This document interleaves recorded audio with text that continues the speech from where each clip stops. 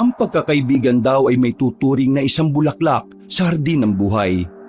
Nagbibigay ng kulay sa buhay mong nalulumbay. Sila ang karamay mo sa lahat. Takbuhan mo kapag gusto mo umiyak.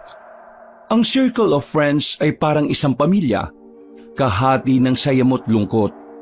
Tagapahid ng luha mo kapag ang mundo mo'y masalimuot.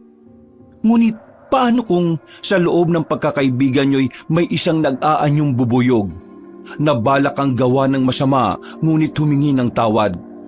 Patatawarin at pagkakatiwalaan mo pa rin ba? Pinagpalang araw, Kabanong, at sa lahat ng mga kabangers at mga kayanggaw.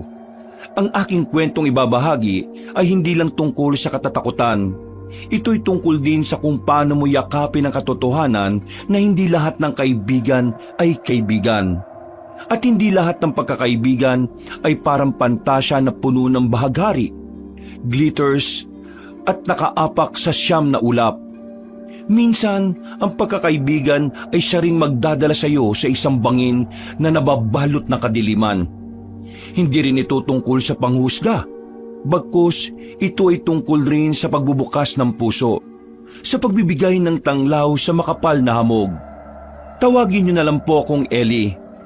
Kabanong, mga kabangers at mga kayanggaw, ito ang aking kwento.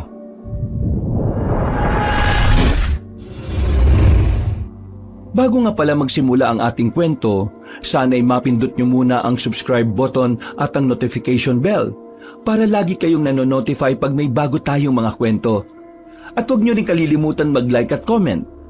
Napakalaking tulong po ito sa ating channel para mas makapagatid pa kami sa inyo ng mga magaganda at mga nakakapangilabot na mga kwento.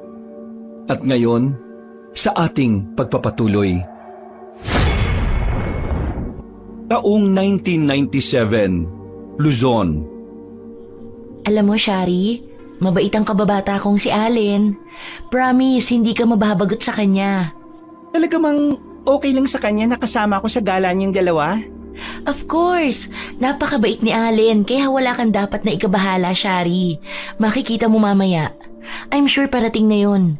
Filipino time kasi yung lalaki na yun eh. Lalaki ang best friend mo? Yup, wala namang issue doon, right? At isa pa, marespetong tao si Allen. Okay lang sa parents mo? Oo, okay naman sa kanila.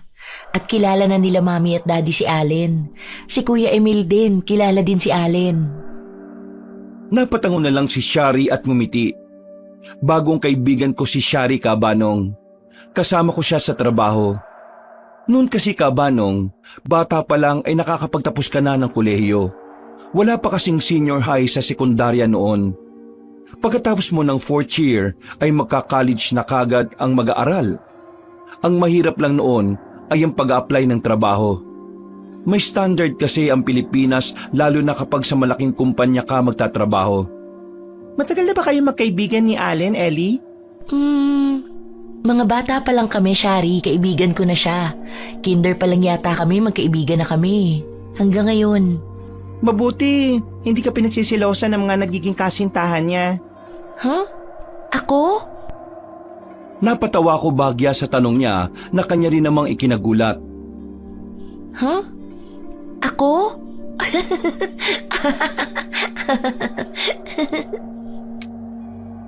Dalawa pa lang ang naging kasintahan ni Allen. At so far, mga kaibigan ko naman sila. At isa pa, kapag may kasintahan si Ellie, nagsiset ako ng boundary as friend. Kaya malaki ang tiwala nila sa'yo. Ngayon ba, Ellie, may kasintahan pa rin si Allen? Napatingin ako sa kanya, Kabanong. Masyado kasi siyang curious sa kaibigan ko. Panay kasi ang tanong niya, nalihim ko na lang ikinangiti. Inisip ko na lang na baka nais lang din niyang makilala si Allen.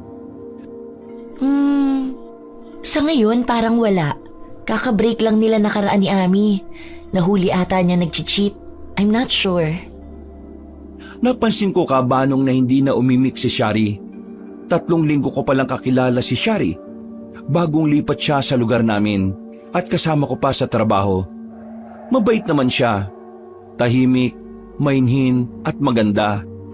Kabaliktaran ko siya, Kabanong. Ako kasi, boyish ako. Minsan, para akong lalaki magsalita o depende sa mga kausap ko. Kaya siguro hindi ako pinagsiselosa ng mga naging nobya ni Allen dahil parang lalaki niya ako kung tratuhin.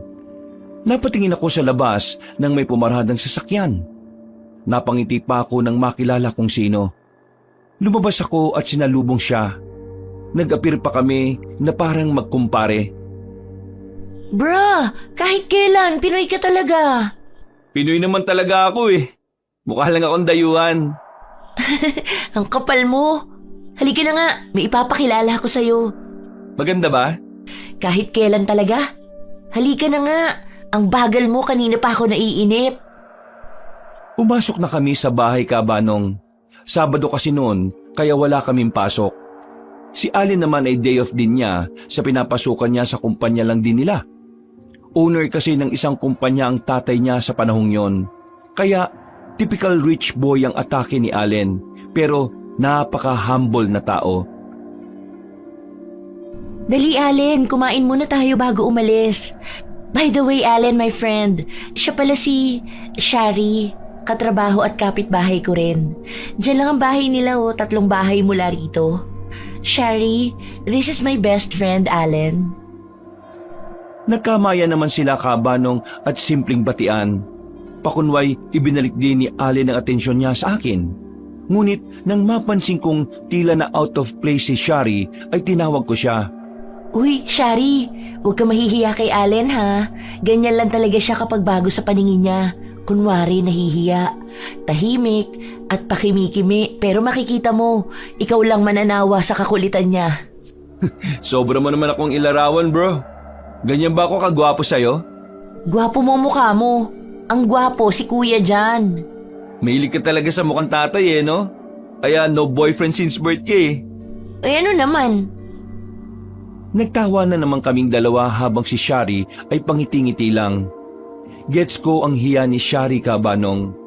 Ganyan din ako nung una akong malipat sa department namin. Ikaw ba, Shari, may boyfriend ka na? Ha? Wala pa eh. Hindi pa ako nagkaroon ng boyfriend. Masyado kasing maigpit ang mga parents ko. So ano yun? Para ka rin si Ellie? Bahay at paaralan lang? Ha? Oo eh. Parang gano'n na nga. Ikaw lang naman ang magala, Allen. Ay naku, bilisan na natin ang makaalis na tayo. Matapos naming kumain, ay agad kaming umalis. Wala naman ang mga magulang ko't parati silang abala. Si kuya naman, baka nasa galaan kasama ang kaibigan niyang si Kuya John. Kadalasan, mga kasambahay lang ang kasama ko sa bahay. Mainam na nga lang at naging kapitbahay ko si Shari. Kahit pa madalas sabihin noon ni Allen na huwag agad ako magtitiwala kay Shari, masyado raw kasi itong misteryosa. Naging masaya naman ang pamamasyal namin. Kahit pa hindi komportable si Allen. O baka dahil ngayon lang siya nagkaroon ng kaibigan na katulad ni Shari. Sanay lang marahil siya sa kaibigan na katulad ko na kung umastay akala mo siga sa kanto. Salamat, Ellie, Allen. Salamat dahil sinama niyo ako. Naku, wala yun, Shari. May bukas pa naman. Sa Lunes kasi bakbakan na naman tayo. Sige, Ellie, Allen. Mauna na ako Bukas na lang ulit. Bye! Ingat! Nang mawala si Shari sa paningin namin, ay siniko naman ako ni Allen. Napasimangot naman ako at napatingin sa kanya. Alam mo ikaw, ang dali mong maniwala no? Alam mo, hindi maganda ako tupo sa Shari na yun eh. Alam mo ikaw, masyado kang judgmental. Hoy, bad yan Isa pa, mukha namang mabait yung tao. Hindi ka lang sanay sa kanya kaya ka ganyan. Ito talaga, wag ganun. Bad yun. Ang sa akin lang naman, Dito ka ba kakain? Tara na, pasok na tayo sa loob. Baka nakaluto na si Aling Rosie. Let's go? Ayan ka na naman eh. Hindi ka na naman nakiki. Halika na, ang dami mong ngawa. Kinabukasan Kabanong, nagpasya kaming muling magkita ni Allen. Linggo rin kasi at nag-usap kaming magsisimba kami. Ngayon lang kasi ulit kami nakalabas simula nang maghiwalay sila ng kasintahan niyang si Amy. Habang palabas kami ng bahay, ay nakita namin si Shari na papalapit. Nangunot naman ang noo ni Allen. Hi, Ellie, Allen. Alis kayo? Hi, Shari. Oo, aalis kami ni Allen. Linggo kasi ngayon magsisimba kami. Gusto mo sumama? Bigla naman akong siniko ni Allen ng palihim. Napalingon naman ako sa kanya at pinandilatan ko siya ng mga mata. Okay lang, Ellie. Maghintay na lang ako pagbalik niyo galing sa simbahan. Makita na lang tayo mamaya. Ha? Sure ka ba, Shari? Pwede ka naman sumama para makapasyal ka rin. Pakiramdam ko, ayaw ni Shari. Nilingon ko si Allen habang pinagdidilatan ko siya ng mga mata. Ang manhid kong kaibigan, pinagdidilatan din ako. Oo, Ellie. Hintayin ko na lang kayo rito. Sige. Ikaw ang bahala. Magkita na lang tayo mamaya, ha? Bye-bye. Bagya ko pang siniko si Allen Cabanong. Hindi kasi marunong makiramdam na maaaring gusto rin ng tao na sumama. Nang makasakay na kami sa sasakyan niya, ay kumuhay pa ako kay Shari. Siya naman ay nakangitiring kumaway sa akin. Alam mo, ang bad mo kay Shari. Hindi ba pwedeng hindi lang ako komportable sa presensya niya? Ewan ko ba't parang naiilang ako sa kanya? Ay naku, pwede ba kilalanin mo muna yung tao? Isa pa, wala siyang masyadong kaibigan dito dahil bagong lipat nga lang, di ba? Basta, hindi ako komportable sa kanya. Matapos magsimba, ay nagpasya muna kami ni Allen na mamasyal. Ang saya namin habang pinapanood ang mga nagdi-date sa park. Lahat sila, ginagawa namin ang kwento hanggang sa magawi ang usapan namin sa mga aswang. Totoo kaya yung mga aswang? Siguro. Base na rin sa mga nakakaranas sa kanila. Ako kasi hindi naman naniniwala. Besides, wala namang pruweba, hindi ba? Isa pa, hindi naman nauso sa panahon ngayon yung aswang-aswang na yan. I mean, anong year na, di ba? Maybe. Isa pa, wala naman sigurong tao na may powers aside kay God. Unless they're demons, right? I think so. Pwede. Pero kahit saan naman siguro may aswang Hindi lang sa Visayas at Mindanao na katulad na napapanood natin sa TV. Kaya nga bugbog na bugbog ang Vismin sa urban legends Tapos mas marami pa pala rito sa Luzon. Oo nga. Nagtawanan naman kami nang maalala bigla ni Allen ang nangyari sa kanya sa simbahan. Muntik na kasi siyang mahulog sa upuan niya sa sobrang antok. Mainam at nahila ko siya. Pinagtitinginan pa siya ng mga tao. At ang mas worse pa ay tinanong siya ni Father kung ayos lang ba siya. Grabe, Ellie. Kung di mo ako inila, baka tulog na ako ngayon Ang sarap ng hangin kanina sa simbahan di ba? Siyempre, baka mamaya may chicks doon di napahiya ka. Chicks? Parang yung ex ko? Na pinagpalit ako sa iba? Hoy, huwag ka magdrama dyan. Hayaan mo na yung nakaraan. Nagulat na lang si Allen Cabanong nang akbayan ko siya ng bigla. Napatingin pa siya sa akin habang ako malamig na nakatingin sa di kalayuan. Allen, tignan mo. Speaking of the devils. Sinundan ni Allen ang tingin ko. Sa hindi kalayuan, naglalakad ang ex-girlfriend ni Allen na si Amy. Nakakbay sa isang lalaki.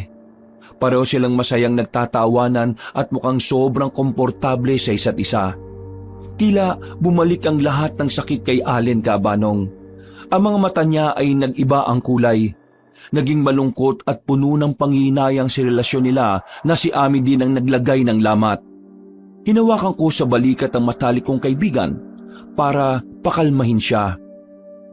Allen, kalma lang Sabi niya focus muna siya sa karir niya. Sabi niya ako lang ang gusto niya. Pero ngayon, pinikit ni Allen ang kanyang mga mata Cabanong at pilit na pinipigilan ng luha. Mas lalong humigpit ang hawak ko sa balikat niya para pakalmahin siya. Mahal na mahal kasi niya si Amy Cabanong. Si Amy lang ang babaeng nilaanan niya ng panahon at katapatan. Si Amy din ang dahilan kung bakit medyo iwas ako nung sila pa. Respeto ko rin sa relasyon nilang dalawa. Nakita mo? Hinding-hindi ka niya inuna. Mas pinili niya ang... Pero bakit, Ellie? Hindi ba ako sapat? Ginawa ko naman ang lahat, hindi ba? Every single thing na hiningi niya, binigay ko. Pero bakit ganyan kabilis siyang makahanap ng kapalit? Sa puntong yon, hinarap ko siya Cabanong na seryosong mukha ko. Allen, tumingin ka sa akin. Huwag mo nang tanungin kung bakit. Huwag mo nang tanungin kung sapat ka o hindi. Sapat ka. Sobra pa nga eh.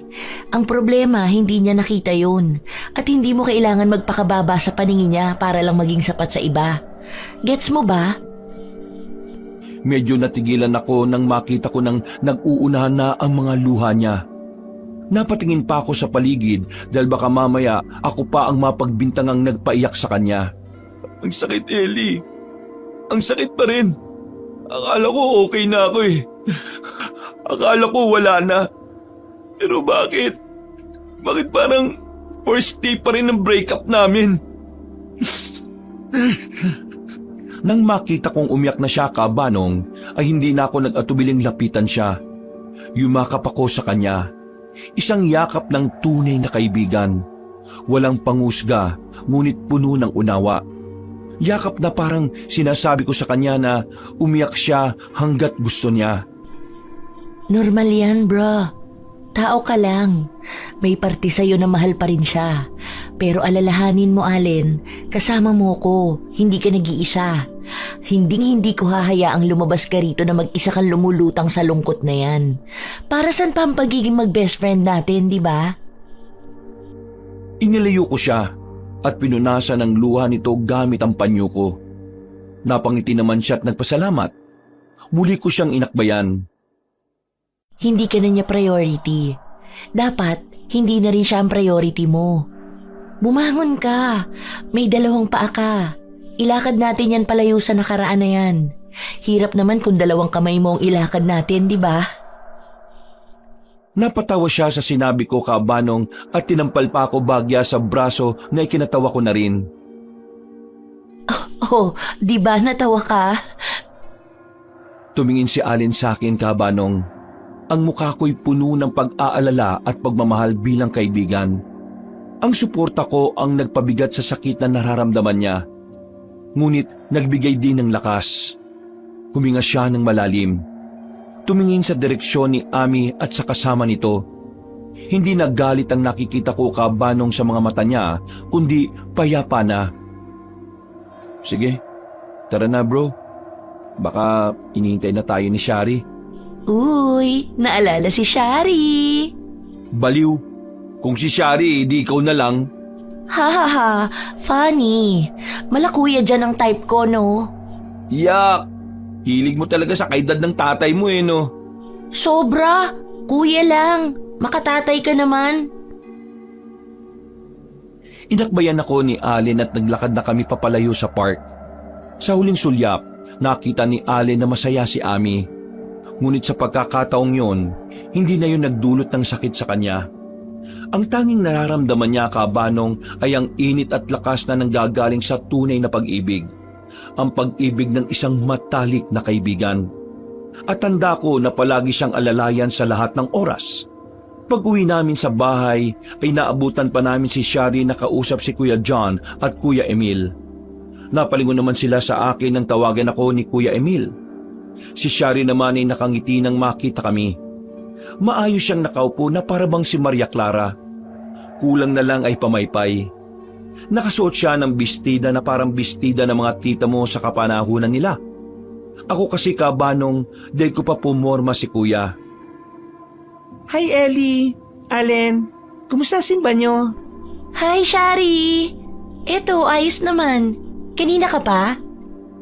Umupo ako sa mahabang sofa katabi ni Kuya at Allen habang nakataas ang paa. Siniko naman ako ni Allen habang si Kuya Emil ay sinuway niya ako. Tinanong pa niya ako kung babae ba daw ako o lalaki. Pwede both? Hindi ka pa rin nagbabago, Ellie. Makulit ka pa rin. Uy, nariyan ka pala, Kuya.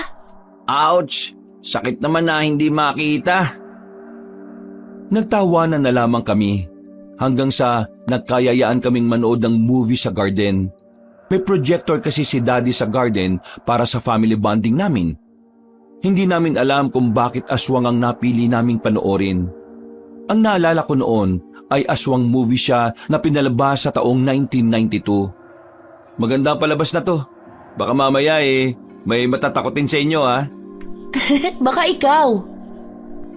Nagsimula na kaming manood, Kabanong. Ako kasi hindi talaga ako matatakotin, lalo na sa mga palabas. Naisip ko kasing hindi naman totoo yun at mga artista lamang sila at umaarte lang. Nang magsimula na kaming manood, napapansin kong tila ba hindi komportable si Shari. Panay ang hagod niya sa braso niya. Nagulat pa siya nang hawakan ko siya sa braso. Natatakot ka ba kay Shari? Ha? Medyo eh. Movie lang naman yan. Paano kung totoo sila?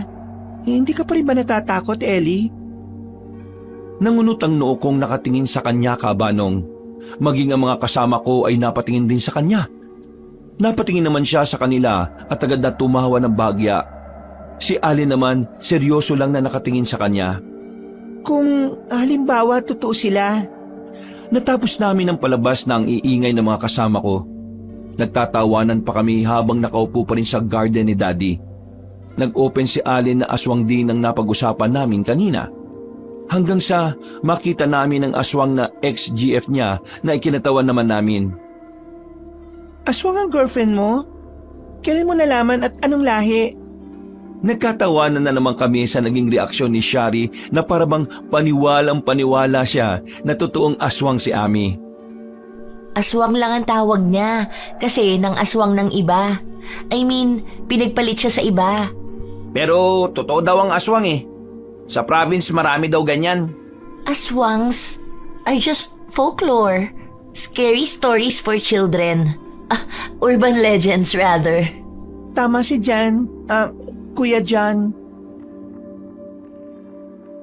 Nagtawa na naman kami ni Kuya Emil at Allen. Kasalukuyan nang nakaiga si Kuya John at si Emil. Si Shari nakaupo sa beanbag. Si Allen at ako ay magkatabi at nakailata sa artificial Bermuda grass ni Daddy. Sige, tawa lang kayo. Pero seryoso ha. Sabi ng lolo at mama ko, sa Kapis, hindi daw biro ang aswang. Iba raw ang klase ng takot na dala nila. Hindi yun pang movie lang. Kuya Jan, 1997 na. Kung meron talagang aswang, hindi ba dapat may live footage na tayo niyan? May mga video recorder na tayo. May camera katulad sa mga nagbabalita, di ba? Sa probinsya namin marami din ang aswang. Mama ko madalas makakita ng aswang eh. At talagang nakakatakot daw. Lalo na ang tunog nila. Huwag naman kayong ganyan. Alam nyo, kahapon habang naglalakad ako, may narinig akong parang hissing sound malapit sa trash bin. Baka aswang na nag-aabang ng take-out na tira-tira? Kunwaring takot ako, Kabanong. Nasinundan ko naman ng tawa na ikinatawa rin ni Allen. Aswang na poverty-stricken, Ellie? Baka pusa lang yun na nanginginain ng buto ng manok. Pero seryoso what if nag-i-exist sila? Like yung napag-usapan natin kanina, di ba? Pero nag-a-adapt na. Hindi na rin sila nagpapalit ng anyo sa puno. Nasa ang source naman yan? Baka imbento lang yan, Allen. Eto, seryosong tanong Paano kung ang aswang ngayon, nakakasalamuhan na natin?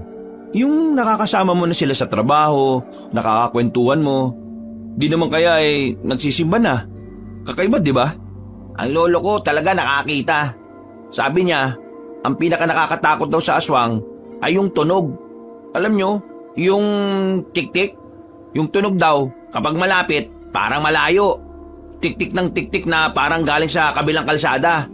Pero kapag malayo, yung pala yung malakas. Parang nasa bubong mo na.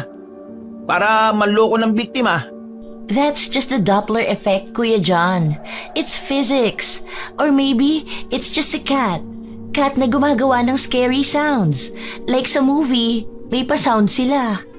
Paano kung yung kapitbahay natin ang tahimik? Yung hindi natin nakikitang lumalabas pero laging may amoy na parang pinritong laman? Lutuan lang yan ng longganisa, gago. Kuya Emil, ang lutong magmura. Pero sige, last na. Kung totoo man sila, ang pinakadelikado sa modernong panahon ay hindi sila nagtatago sa probinsya. Nandito sila, sa city. Mas madaling magtago ng krimen, hindi ba? Sino maghinala sa taxi driver o sa DJ? Biglang may lumagabog sa kusina, Kabanong. Parang nahulog ang isang plato. Napahawak pa ako sa braso ni Allen na ikinatawa niya. Ano yun? Wala tayong pusa, Kuya Emil! Natawa kami kabanong nang sabi ni Kuya Emil na tiktik daw yun na akala namin ay malayo na. Pero ang totoo, katatapos lang daw kumuha ng take-out sa kusina. Nasa ganun kaming tagpo nang bigla na namang sumeryoso si Kuya John na parabang may balak pa siyang dugtungan ng kwento niya. At hindi nga ako nagkamali. Pero, seryoso guys ha. Hindi ko talaga makalimutan yung kwento ni Mama. Nung bata pa raw siya sa probinsya, alam na alam daw nila kung may aswang sa lugar. Huwag mo namang ibalik yan, John. Kagagaling lang natin sa movie marathon ha. Pag uwi ko mamaya, sino kasabay ko maglakad? Hatid mo ba ako, Super Ellie? Huwag kang OA, Allen. Yung pinanood natin, gawa-gawa lang yun. Pangsine. Pero kung totoo man, astig yun. Imagine, lumilipad ka tapos hati ang katawan. Solid. Isa pa, hello, hindi ka maglalakad. May sasakyan ka. Pero nakakatakot talaga, Super Ellie. Natawa naman si Kuya Emil sa inaasta ni Allen. Naisip ko kabanong may doppelganger ata si Allen. Kanina, game na game nakipagkwentuhan. Tapos ngayon may patakot-takot na.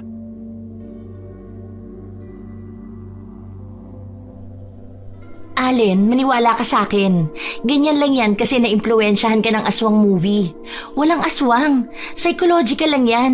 Sabi ni Mrs. Reyes sa science class natin noon, di ba? Yan daw ay mass hysteria lang.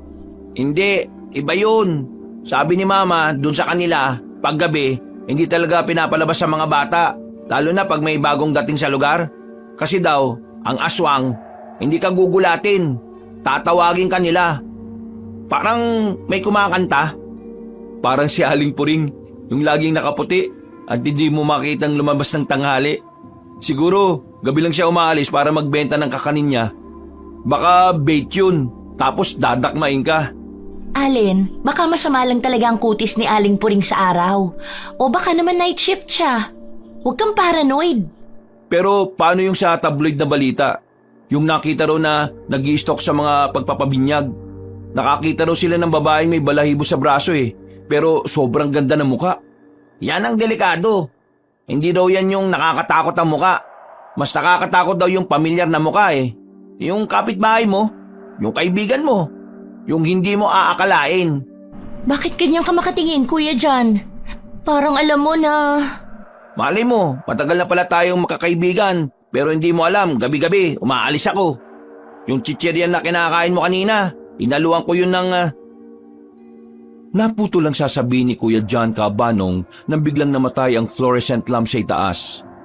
Naging madilim ang buong garden. Tanging ang liwanag mula sa buwan ang nagbibigay ng anino. Oh my God! Nag-brown out? Ala, nadali na tayo. Sabi ko na huwag na tayo magkwentuhan ng ganyan Tulong! Andito na! Kuya John, huwag kang gagalaw! Baka nahati na yung katawan mo! Nagulat din sila kabanong nang sumigaw ako. Natatawa pa ako nang tampalin ako ni Allen sa braso. Si Kuya Emil naman ay panay ang tawa nila ni Kuya John habang si Shari ay tahimik lang. Habang tumatawa si Kuya John ay sinindihan ng lighter niya at dahan-dahang gumapang ang liwanag pabalik sa amin. Joke lang, napundi lang. At saka, wala naman lumilipad na kalahating katawan Pumasok na kami sa loob kabanong mag-alas 8 na pala. Sa panahon namin noon ay masyado ng gabi ang oras na yan. Nagpaalaman na kami. Nakisakay na lang din si Kuya John kay Allen. Habang si Shari ay umuwi na rin. Napatingin ako kay Kuya Emil nang sabihin niyang kapansin-pansin ang pananahimik ni Shari habang nagkukwentuhan kami. Sinabi ko naman sa kanya na baka nangangapa pa si Shari sa amin. Napatingin ulit ako sa kanya nang sabihin niya nung wala pa kami ni Allen ay napakadaldal nito. Hindi ko namalayan kabanong na 1 taon na pala ang lumipas. Natagpuan ko na lamang ang aming sarili na malapit na ni Shari at ni Allen sa isa't isa. Masaya naman ako kabanong dahil kahit papaano ay hindi na masyadong boring ang friendship namin. Sila Kuya John naman ay madalas na rin naming nakakabanding. Lalo na nung nagkaroon ng girlfriend si Kuya Emil Naging busy ito kay Karen na sa panong ito ay Karen din ang ugali. Ganyan siguro talaga kabanong ang papel ng kaibigan. At parang baliwala na kapag masaya na naman ang kaibigan mo. Tapos ikaw pa ang mag-a-adjust if ever na magkaroon ng kasintahan ng kaibigan mo, lalo na kapag opposite sex kayo sa loob ng friendship. Nasa bahay kami kabanong, kami ni Kuya John. Hinihintay kasi namin si Allen. Napag-usapan kasi naming magbabakasyon sa lugar nila Shari sa Nueva Ecija. Habang naghihintay kami sa dalawa, ay naisipan naming magkwentuhan na lang muna ni Kuya John habang nagkakape. Ang tagal naman ng dalawang yun. Hindi na mapag-iwalay. Mabuti nga gumaan na loob niya kay Shari eh. Ang weird, no? Matanda tayo, mas dumadami ang friends natin. Mas nagiging busy sa work. Pero ang totoo, ilang tao na lang talaga ang sure mong tatawagan mo pag may real life crisis. Ibig mong sabihin, kuya, quality over quantity? Kasi, true yan. Naisip ko lang, ang dami nating kilala, pero yung mga tunay na kaibigan, sila yung mga low maintenance. Low maintenance? Paano mo na-define yun? Yung tipong hindi mo kailangan mag-message araw-araw, hindi mo kailangan tumawag araw-araw, pero pag nagkita kayo, wala pa ring awkwardness. Parang kahapon lang kayo nag-uusap. Yun ang astig, di ba? Walang pressure. Oo nga. Hindi na tayo squad goals na laging sabay-sabay tulad nung nakaraang taon. Ngayon, mas support system na tayo eh. Alam mong kahit mag-beep ka ng 3 AM na pre, kailangan ko ng tulong. Hindi ka muna tatanungin kung anong problema eh. Darating na lang kaagad. Exactly. Saka yung hindi ka i-judge sa mga bad decisions mo. Alam mo na, yung mga career shift na bigla o yung mga nakakabaliw na decision sa love life. Hindi ka nila i-guide lang pero sasabihan ka talaga ng, huy, mali na yan, magtigil ka na. Yung may tapang na pagsabihan ka. Parang ikaw kay Allen, di ba? Napangiti na lang ako sa sinabi ni Kuya John kabanong. Totoo naman kasing ganun ako kay Allen. Although, minsan, madalas niya akong makalimutan kapag may bago siyang magugustuhan. Pero as a friend, support lang ako. Salamat sa inyo. Kasi minsan, nakakalula ang mundo eh. Lalo na sa panahon ngayon na ang bilis ng lahat. Nagmumulto na rin minsan yung ibang friendship eh. Bigla na lang nawawala dahil sa busy. Parang si kuya, di ba? Mauunawaan mo rin sila, Ellie, kapag ikaw na ang makakaroon ng love life. Baka nga, pero mas nakakatakot pa sa aswang nga mabigo sa love, kuya. But anyways, kaya siguro tayo, blessed pa rin. Sige, cheers sa mga pagkakaibigang high impact kahit low maintenance. Sa mga taong hindi na kailangang i-explain pa ang sarili mo. Cheers! Sa mga taong alam na ang kwento mo, kahit hindi mo pa sinisimulan. Nagtawanan kami ni Kuya John. Malayo ang gap ng edad namin kabanong, pero parang pinagtagpo kami sa iisang box. Dahil siguro may same situation kami at mindset pagdating sa salitang friendship. Nasa ganun kaming tagpo nang makita namin si Allen at Shari na masayang naglalakad habang magkahawak ng kamay. Sa totoo lang kabanong, may bahagi sa puso ko ang nasasaktan. Hindi ko alam kung bakit. Ayan na naman sila oh, ang mga Twin Towers. Pero noon ayaw niya kay Shari. Tingnan mo naman ngayon, hindi mo na mapaghihiwalay. Pero Ellie, seryoso, ano ba talaga sila? Hindi ba sila na? Kasi sa tingin ng lahat, parang couple na sila eh. Laging sabay pumasok sa work, sabay umuwi. Pati ba naman bag, pareho ng color. Yan ang tanong ng taon, kuya. Sa tuwing tinatanong ko si Allen, ang sagot niya, best friends lang kami, Ellie. Platonic. Platonic? Ano yun? Yung hindi kumakain ng karne? Hindi! Jologs! Ibig sabihin, magkaibigan lang. Walang feelings na romantic. Alam ko naman, pinapatawa lang kita. Malungkot ka eh. Sus, walang ganun ah. Pero kuya, tinitingnan mo ba sila kung paano sila magtinginan? Yung parang alam nila ang iniisip ng isa't isa kahit hindi na sila nag-uusap? Yun nga. Minsan, parang mas best friend pa niya si Shari kaysa sa'yo eh. Ikaw yung kasama niyang gumala at chibog, pero si Shari yung kasama niyang mag-deep talk sa park. Ayos ba sa'yo yon? Medyo weird lang, honestly. Kasi tayo, simple lang ang pagkakaibigan natin, di ba? Kasi si kuya naman talaga best friend mo. Yung tipong simpleng kwentuhan, kape, chika tungkol sa chicks mo. Sa kanila, may life goals at pangarap na pinag-uusapan. Parang soulmate na hindi pa lang nagde-date. Ang hirap intindi ng mga guy-girl o girl-guy na best friend eh. Sa panahon to, bihira yun. Ako, salamat na lang at meron tayong straightforward na brosis code. Walang komplikasyon. Pero alam mo, kuya, astig din yung ganong klaseng connection. Yung hindi mo na kailangan magpanggap. Parang siya lang yung nakakaintindi ng totoong Allen at si Allen lang din ang nakakaintindi ng totoong Shari. O sige na, pero tandaan mo kahit maging love life pa ni Allen si Shari, tayo pa rin ang solid. Walang girlfriend at boyfriend ang pwedeng humadlang sa brosis code natin. Right? Ay, tara na, gutom na ako. Baka may pagkain probinsya sa loob. Natatawa naman si Kuya John Cabanong at tinapik ako sa balikat. Tumayo siya, dala ang tasa niya at naunang pumasok sa loob. Ako naman, niningon ko ang naglalampungan kong mga kaibigan. Hoy, tama na yan. Bilisan nyo't kakain na nang makaalis na tayo. Gagabihin na tayo. Nariyan na, bro! Natatawa nilang takbo. Napangiti na lang ako sa kanila. At iniisip na ayos lang din naman kung maging sila. At mabait naman si Shari Cabanong. At pinagkakatiwalaan ko naman siya kay Allen at sa pagkakaibigan namin. Lulan kami ng sasakyan ni Allen Cabanong papuntang Nueva Ecija. Ito ang unang labas ko sa Maynila. At masasabi ko talaga na nakakakaba rin. Inaya namin si Kuya Emil pero sabi niya ayaw pumayag ng girlfriend niyang mukhang paa ng sigbin. Ewan ko ba? Ginayuma ata ang kapatid ko. Bala ko na ngang ipagamot sa albularyo kaya nagdala ko ng pinaghubaran niya. Inabutan kami sa daan ng dilim, Cabanong. Ang worst pa, mukhang hindi uso ang streetlight sa lugar na yon. Nasiraan pa kami sa gitna ng daan, dahilan para huminto kami dahil aayusin nila Kuya John at Allen ang sasakyan. Habang kami ni Shari ay nasa loob lang. Isang isolated at pitch black na daan. Malapit sa border ng Bulacan at Nueva Ecija kami nasiraan, Cabanong. Ang tanging ilaw ay nanggagaling sa hazard light ng lumang sasakyan ni Allen at Toyota Corolla. Malamig at tahimik ang gabi.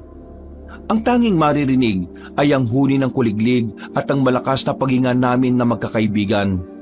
Wala, patay talaga. Mukhang overheated na. Tapos shorted pa yata. Naknanto ko naman Sabi na sana kinuha na lang natin yung Lancer ni Tito 9:30 na. Kuya John, gaano kalayo na tayo sa bayan? Hindi ba dapat nasa Kabanatuan na tayo? Wala pa, kasi yung nadaanan natin kanina, yung lumang gas station, mga 15 kilometers pa tayo sa pinakamalapit na baryo. Wala tayong signal, di ba? Walang pager, walang landline dito. Hindi natin matatawagin yung mga magulang natin. Sige, Ellie, ipaalala mo pa. Oo, wala tayong magagawa kundi maghintay na lang ng bus o jeep na dadaan dito. Pero wala namang dumaraan Napayakap ako sa sarili ko, Cabanong, at sa tanang buhay ko ay noon lang ako nakaramdam ng takot. Hindi sa aswang o maligno, kundi sa masasamang tao. Nanto ko Ano ba tong kotse mo, Allen? Wala nang buhay. 1998 na. Pero mas luma pa yata to sa t-shirt ko Wala na talaga tayo mapapala. Uy, grabe ka naman. Isa lang to sa lumang sasakyan namin Malay ko bang hikain na pala to. Isa pa, matanda pa to sa akin Ba't ka naman nagdala ng sasakyan ng mga ninuno mo? Dapat nung isang araw, chinik mo muna yung makina niyan. Okay, fine. Kasalanan ko. Sorry na.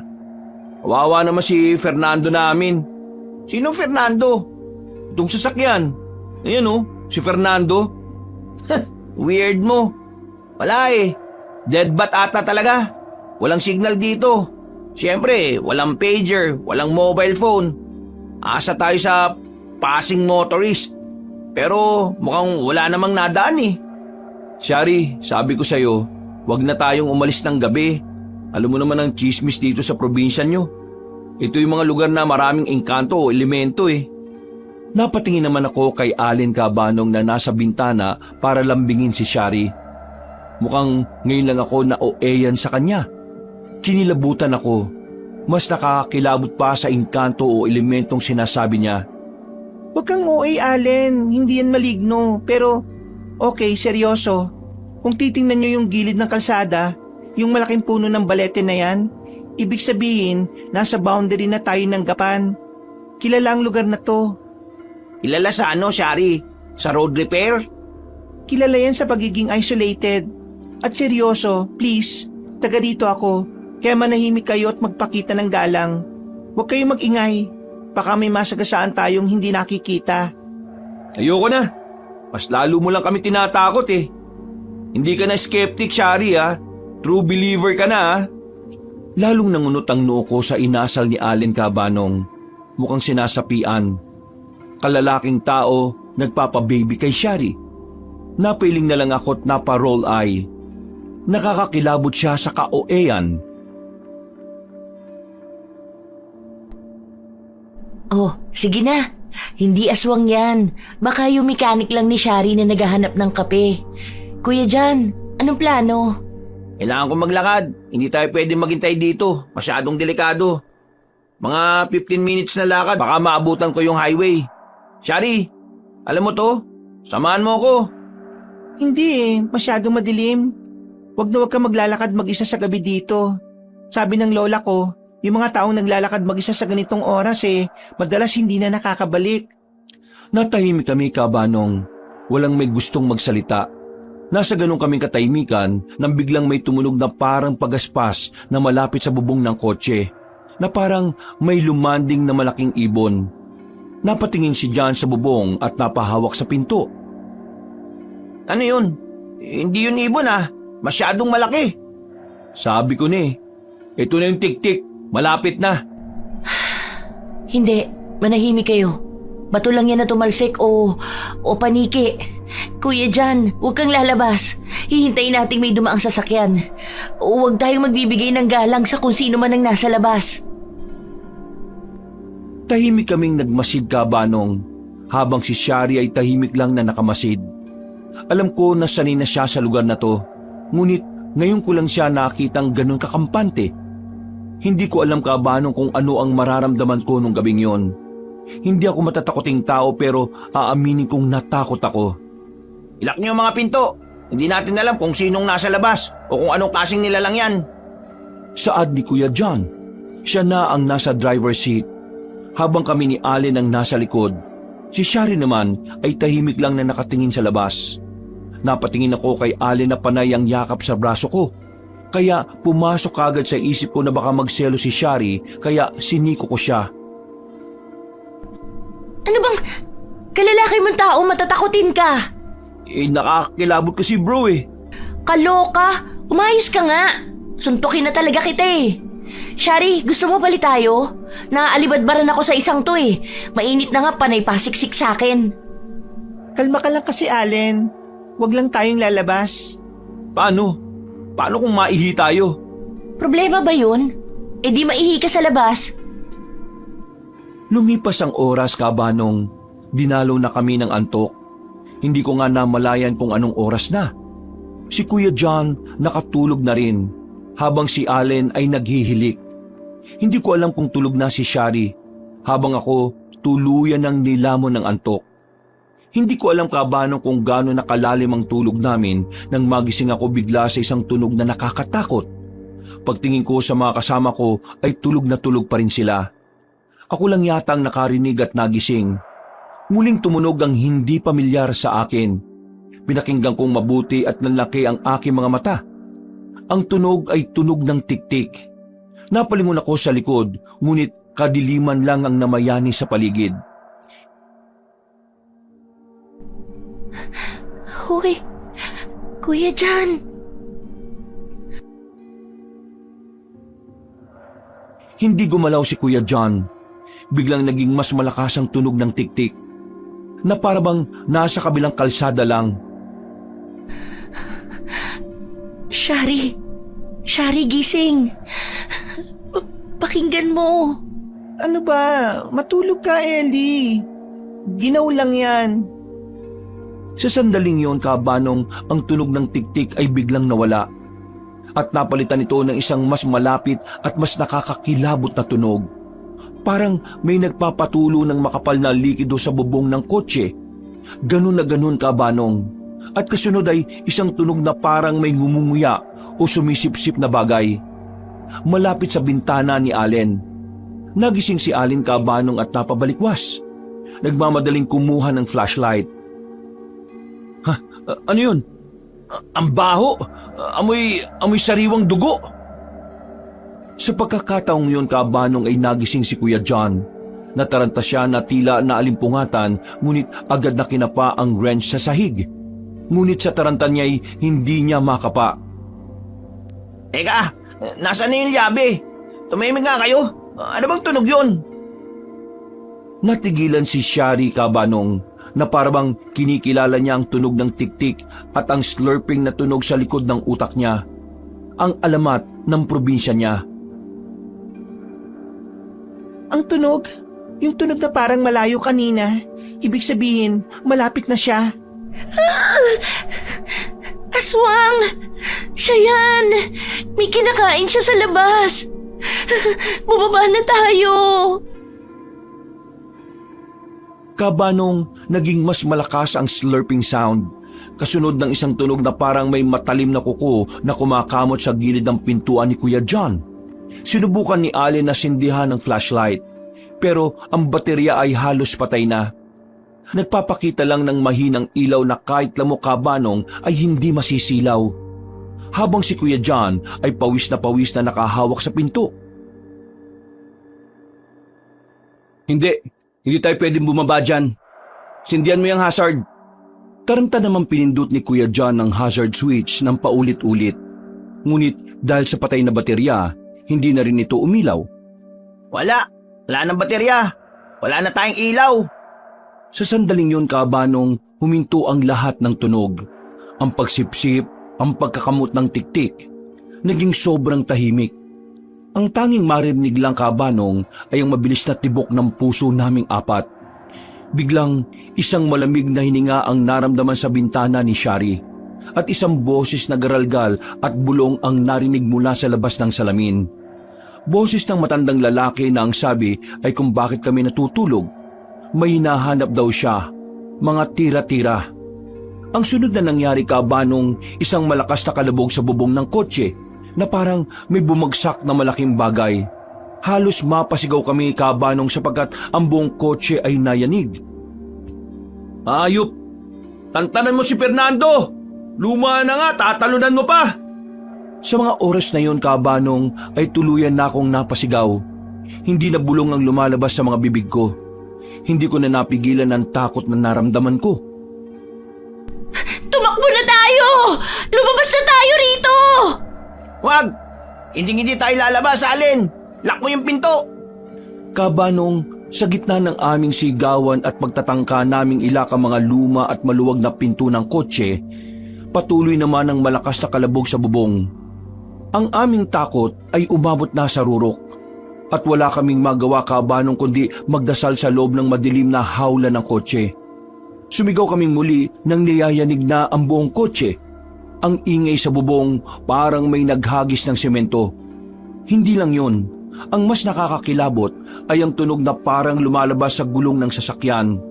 Parang may humihila o may kumakain ng goma. Sumigaw ako. Sobrang lakas ng sigaw ko na halos mapunit na ang lalamunan ko. Kuya John! Allen! Buksan niyo yung pinto! Hayaan niyo na lang tayong kainin! Baka mas gusto niya yung sariwa! Halos walang pag-asa ko ng sigaw. Kung totoo ngang aswang yon, makakaligtas pa kaya kami? Madilim ang lugar, walang katao-tao at masyadong liblib. Wala na akong pakialam sa kahihiyan. Ito na siguro ang katapusan namin. Dito sa probinsya ni Shari. Calm down, Ellie! Please calm down! Si Kuya John, halos mabasag na ang boses sa galit at takot habang patuloy niyang kinakapa ang wrench sa sahig. Si Allen nakatingin lang sa bintana. Nanlalaki ang mga mata at parang estatwa na nakalimutang huminga. Sumigaw kami. Nagtutulakan, nagpapanik. Normal, natural lang yon sa ganoong klaseng takot, Kabanong. Pero habang sinisigawan ko si Shari na magdasal, biglang nag-iba ang tingin ko sa kanya. Hindi ko alam, Kabanong, kung namalikmata lang ako. Pero parang iba talaga ang nakikita ko kay Shari noong mga oras na yon. Nakaupo lang siya sa tabi ni John, sa passenger seat. Niyayanig na ang kotse pero hindi siya gumagalaw. Parang kalmado lang siya. Hindi ako sigurado. Tinitigan ko ang mukha niya sa mahinang dilaw na ilaw ng hazard light na papatay-patay. Na kanina ayaw umandar at ayaw gumana. Si Shari ang laging parang matatakotin sa aming magkakaibigan, Kabanong. Parang siya dapat ang pinakatakot ng mga oras na yon. Dapat ay umiiyak siya o sumisigaw. Dapat ay nagtatanong siya kung bakit ganito ang nangyayari o ano ang aming gagawin. Kahit pa lugar niya ito. Pero hindi. Ang mga mata niya ay kalmado. Hindi siya nagpapanik. Nakatingin lang siya sa harapan. Sa madilim na bintana ni Kuya John na parang naghihintay lang siya ng susunod na mangyayari. Walang strain sa mukha niya. Walang bakas ng tunay na pagkatakot. Parang alam niya kung anong nilalang ang nasa labas. Parang pamilyar siya sa tunog. Naalala ko ang kwento niya kanina. Nakilala niya ang lugar na yon. Ang mga maligno at elemental na nagpapagala-gala. Naramdaman ko ang lamig na biglang kumalat sa akin. At hindi na ito galing sa gabi. Ito na ang pinakamasahol na takot na naramdaman ko. Mas matindi pa sa nilalang na sumisipsip sa labas. Si Johnny patuloy na nagmumura. Si Allen ay umiiyak na. Pero si Shari, hawak niya lang ng mahigpit ang kanyang bag. Nakatitig sa dilim at may bagyang kislap sa gilid ng kanyang mga mata. Hindi siya natatakot. Bigla akong napatigil sa pagsigaw. Napahawak ako sa braso ni Allen. Hindi ko to pwedeng sabihin kina John. Kung si Shari, ang kaibigan namin, ang taga-probinsya na ito, ay hindi natatakot, baka alam niya kung ano ang nasa labas. O mas masahol pa, baka alam niya kung sino ang nasa labas.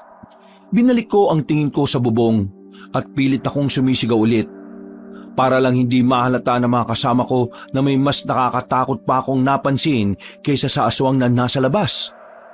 Ang takot ko ngayon ay hindi sa dilim ng kalsada, kundi sa katotohanan ng liwanag sa mga mata ng kaibigan ko. Nawalan ako ng malay. Kaming tatlo. Kinabukasan, ang unang naramdaman ko ay ang init ng araw sa pisngi ko. Unti-unti kong idinilat ang mga mata ko. Ang sakit ng lalamunan ko sa pagsigaw. Ang sakit ng likod ko sa pagkakabaluktot sa backseat. Pero ang paligid parang walang nangyaring masama. Ang sinag ng umaga ay napakaganda. Ang hangin ay sariwa. At ang huni ng ibon ay bumabagabag sa katahimikan.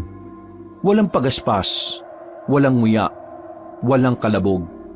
Parang nagising lang ako mula sa isang normal na pagtulog sa kotse. Hindi mula sa isang horror chamber.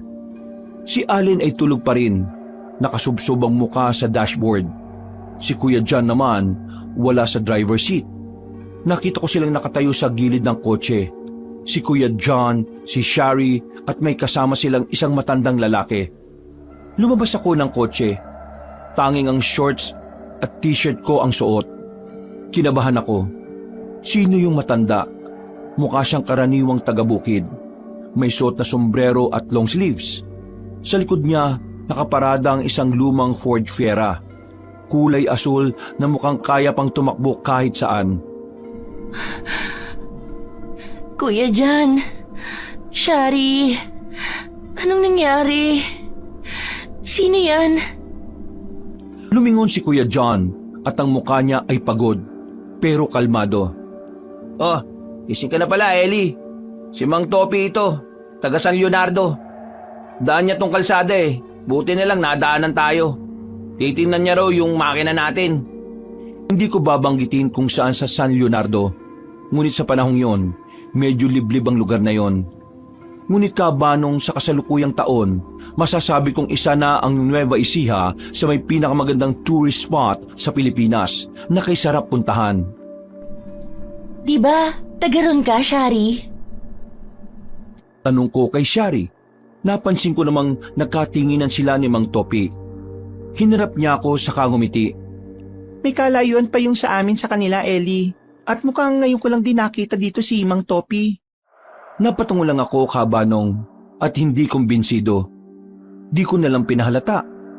Lumapit ako sa kotse at agad kong ininspeksyon ang bubong. Ang bintana, ang pintuan. Walang bakas ng gasgas. Walang kuko. Walang dugo. Walang bakas ng kalsada na parang hinukay. Kung may bumagsak sa bubong, dapat may yupi. Pero wala. Parang perfect ang kotse. Pero yung kagabi, yung kalabog, yung tunog, yung boses sa bintana ni Shari. Alam mo, Ellie, yan din ang una kong tiningnan paggising ko eh. At maging ako nagulat. Naisip ko, baka sa sobrang pagod natin, baka sabay-sabay tayong napanaginipan yun. Ang tindi ng stress natin. Hindi ako naniniwala, Kabanong. Hindi yun panaginip. Naramdaman ko ang takot sa dibdib ko. Narinig ko ang sigaw ni Allen. Nakita ko ang static sa radyo. Nilingon ko si Shari. Nakatingin siya habang nakikipag-usap kay Manong Topi. Na parang walang nangyari. Parang nag-uusap lang sila tungkol sa presyo ng bigas. Dahil hindi ako naniniwala, Kabanong, at malakas talaga ang kutob ko na may nangyari kagabi, ay lumapit ako kay Shari. Diretso kong hinarap si Shari habang pilit na pinapakalma ang boses. Shari, seryoso. Yung kagabi, yung sinabi ng boses sa labas, yung nilalang na humihinga sa bintana mo. Tumigil si Shari sa pakikipag-usap kay Manong Topi. Tumingin siya sa akin, Kabanong, at ang mga mata niya ay kalmado, malinaw, at walang bakas ng nakakatakot na gabi. Yun ba, Ellie? Ikaw talaga? Sobrang mapraning ka. Sabi ko na sa'yo eh, yun ay dahil lang sa sobrang pagod. Siguro, dahil sa dami ng kwentong aswang na napag-usapan natin sa Manila pa lang, napaniginipan na lang natin yun ng sabay-sabay. Nakangiti siyang hinarap ni Mang Topi, Kabanong. Di ba, Manong? Ang probinsya namin tahimik lang, walang gulo. Ang mga tikbalang at aswang, nasa Maynila na nagtatago. Kinilabutan ako, Kabanong. Ang paraan ng pagtawa niya, ang paraan ng pagpapaliwanag niya. Ang ganda ng umaga ay nagiging nakakakilabot na background sa acting niya. Tinanggap ni John ang paliwanag ni Shari, habang si Allen ay tulog pa rin. Pero ako, hindi. Tinitigan ko ang mga mata ni Shari. Ang takot na nararamdaman ko sa nilalang kagabi ay wala na. Napalitan na yon ng personal at malalim na takot. Ang takot na baka ang tunay na halimaw ay kasama ko lang sa biyaheng ito. At ngayon ay nagpapanggap na lang na kaibigan ko. Kaibigan namin. Pagkatapos ng mahabang chika at tawaran ni John kay Manong Topi, napagdesisyon na nilang ipahila na lang ang sasakyan ni Allen papunta sa pinakamalapit na talyer sa bayan ng San Leonardo. Kailangan daw yon ng malalimang check-up. Hindi ko na rin ininspeksyon ulit ang kotse, Kabanong. Alam ko na ang nakita ko. Walang bakas. At dahil walang bakas, ibig sabihin hindi lang panaginip ang kagabi. May nagtatago. At alam ko na kung sino, Kabanong. O sige, Ellie, sakay na. Pasasabay tayo kay Manong Topi papunta sa bahay nila. Aayusin na lang to ni Manong bukas. Hindi pa ba tayo uuwi sa bahay nila, Shari? Baka sa susunod na araw, pag naayos na yung sasakyan. Madali lang naman. At sakto, bista sa lugar nila Mang Topi. Tumango ako. Naglakad ako papunta sa fiera ni Manong Topi. Isang lumang modelong kulay asul na ang amoy ay pinaghalong diesel, tuyong lupa at luma. Hindi yung kasing komportable ng sasakyan namin. Pero ngayon, parang ito na ang pinakaligtas na lugar sa mundo, Kabanong. Naupo ko sa likod, sa tabi ni Allen na parang zombie pa rin. Ayoko sanang tumabi kay Shari kaso no choice ako, Kabanong. Habang umaandar ang fiera, maingay ang makina, pero mas gusto ko yon. Mas gusto ko ang tunog ng makina kaysa sa pagaspas ng pakpak kagabi. Tinitigan ko si Shari sa salamin. Nakangiti siya habang nakikipag-usap kay Manong Topi. Hindi mo iisipin na ilang oras lang ang nakalipas, Kabanong.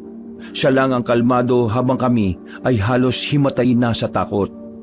O yan na yung bahay namin. Talaga po? Marami hong palamuti dito ah. Pista nga. Oo, iha. Maaari kayong manatili muna dito habang inaayos pa yung sasakyan ninyo. Malayo-layo rin yung sa inyo, ano? Bukid na yun eh. Oo nga po eh. Naisip ko kabanong halos bukid na nga itong lugar nila.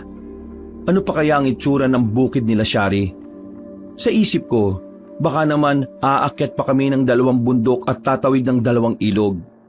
O siya, narito na tayo. Huwag kayong mahiya ha. Lahat ng mga naririto ay nakikikain lang din.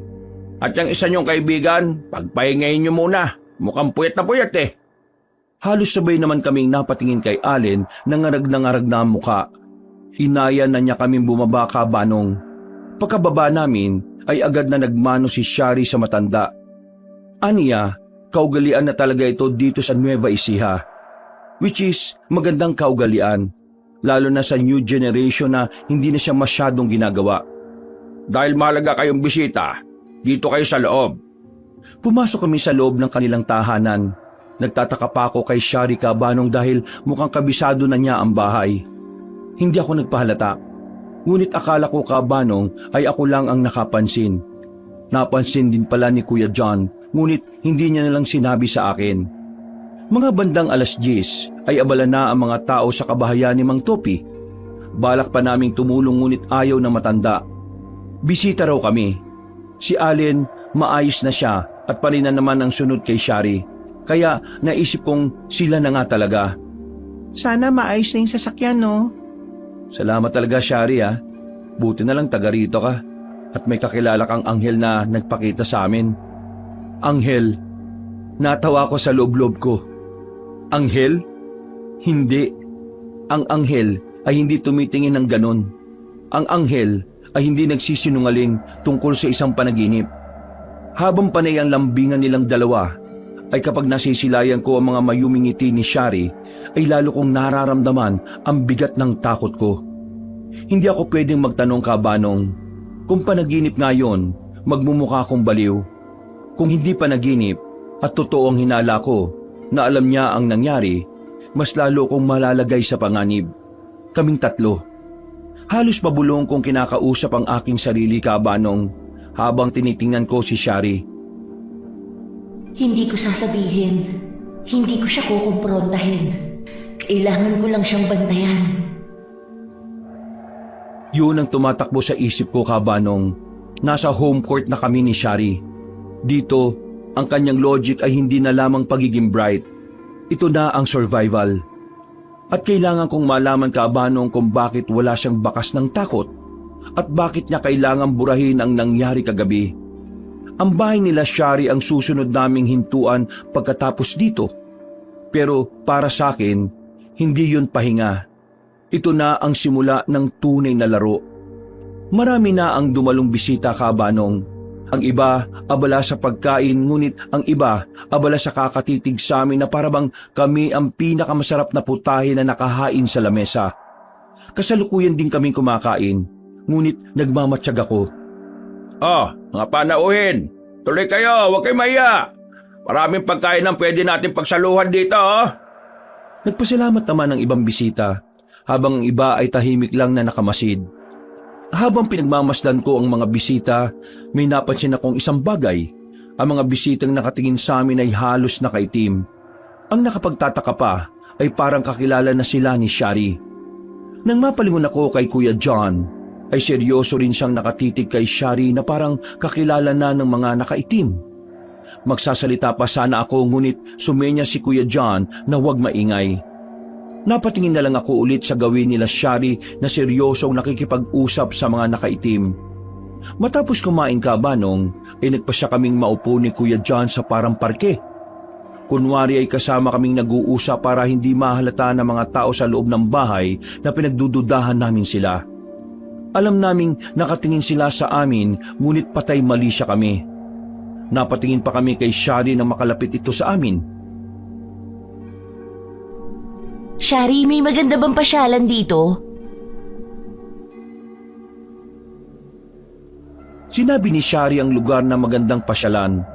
Inaya pa namin siya, ngunit ang saad niya ay kami na lang at nananawan na rin naman siya sa lugar nila. Halos lahat daw sa lugar na to, nagalaan na niya.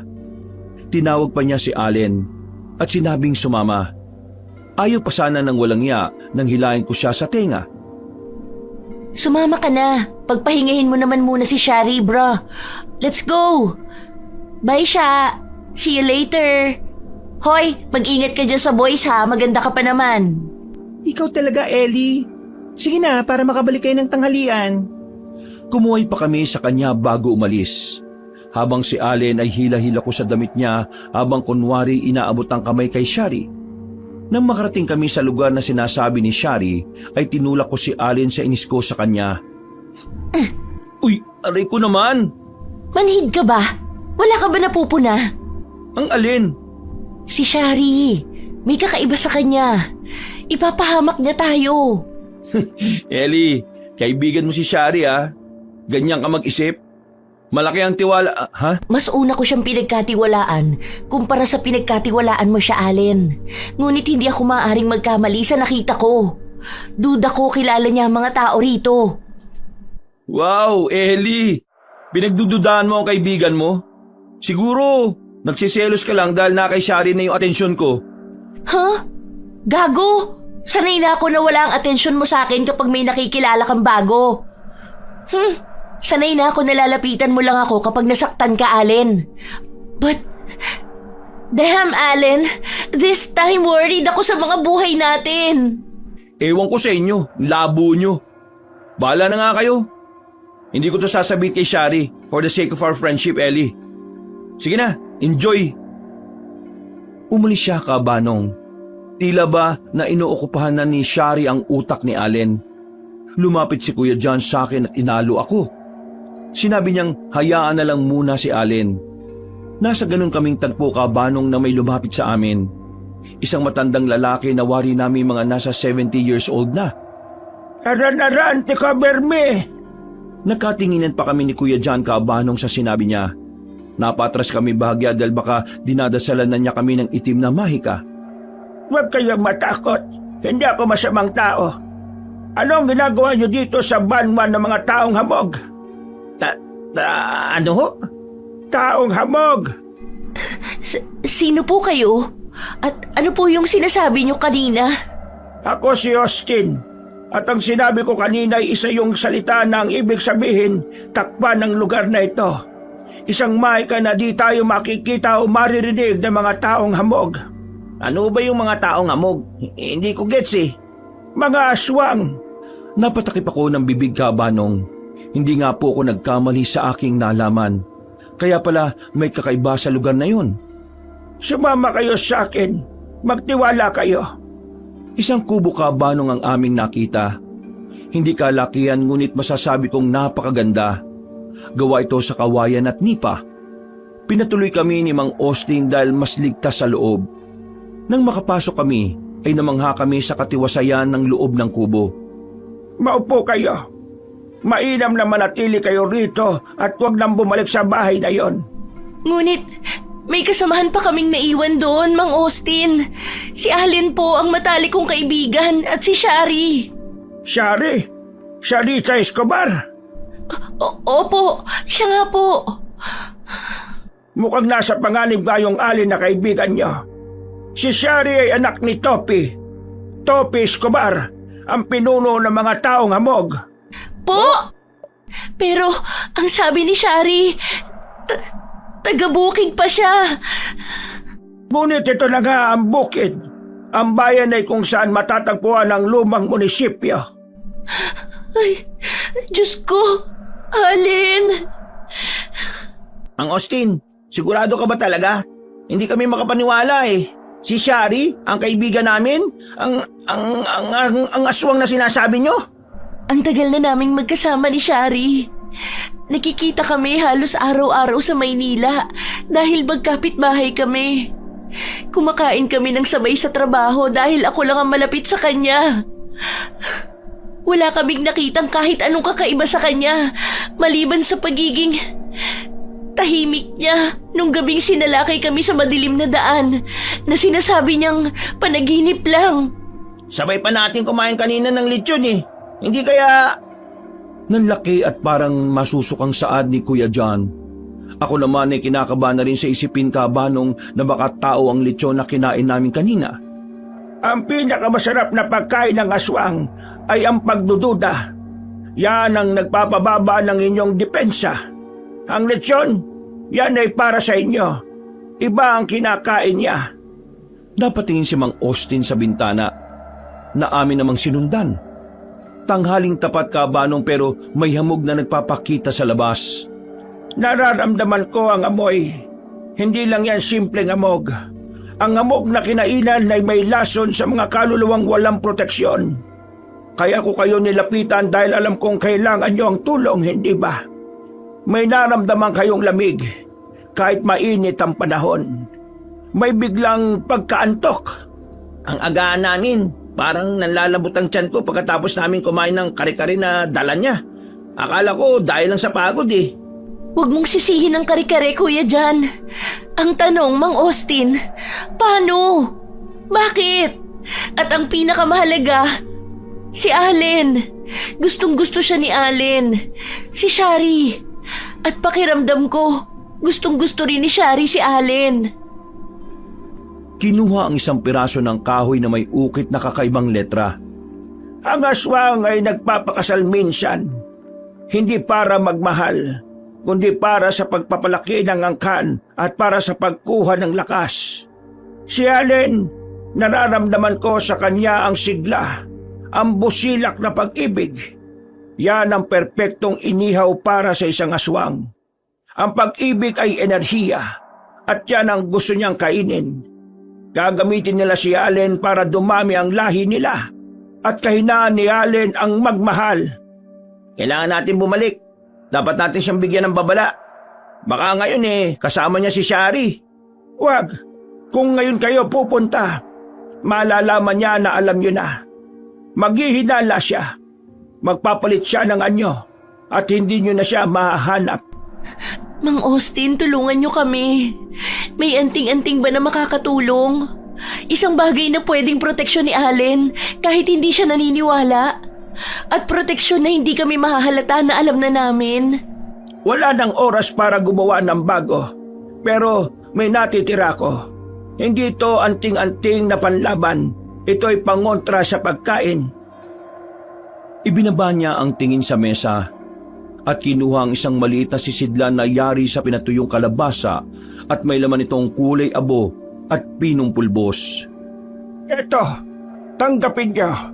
Ito ay abo ng 7 taong gulang na punong santol na kinuha sa ilalim ng buwan ng hating gabi.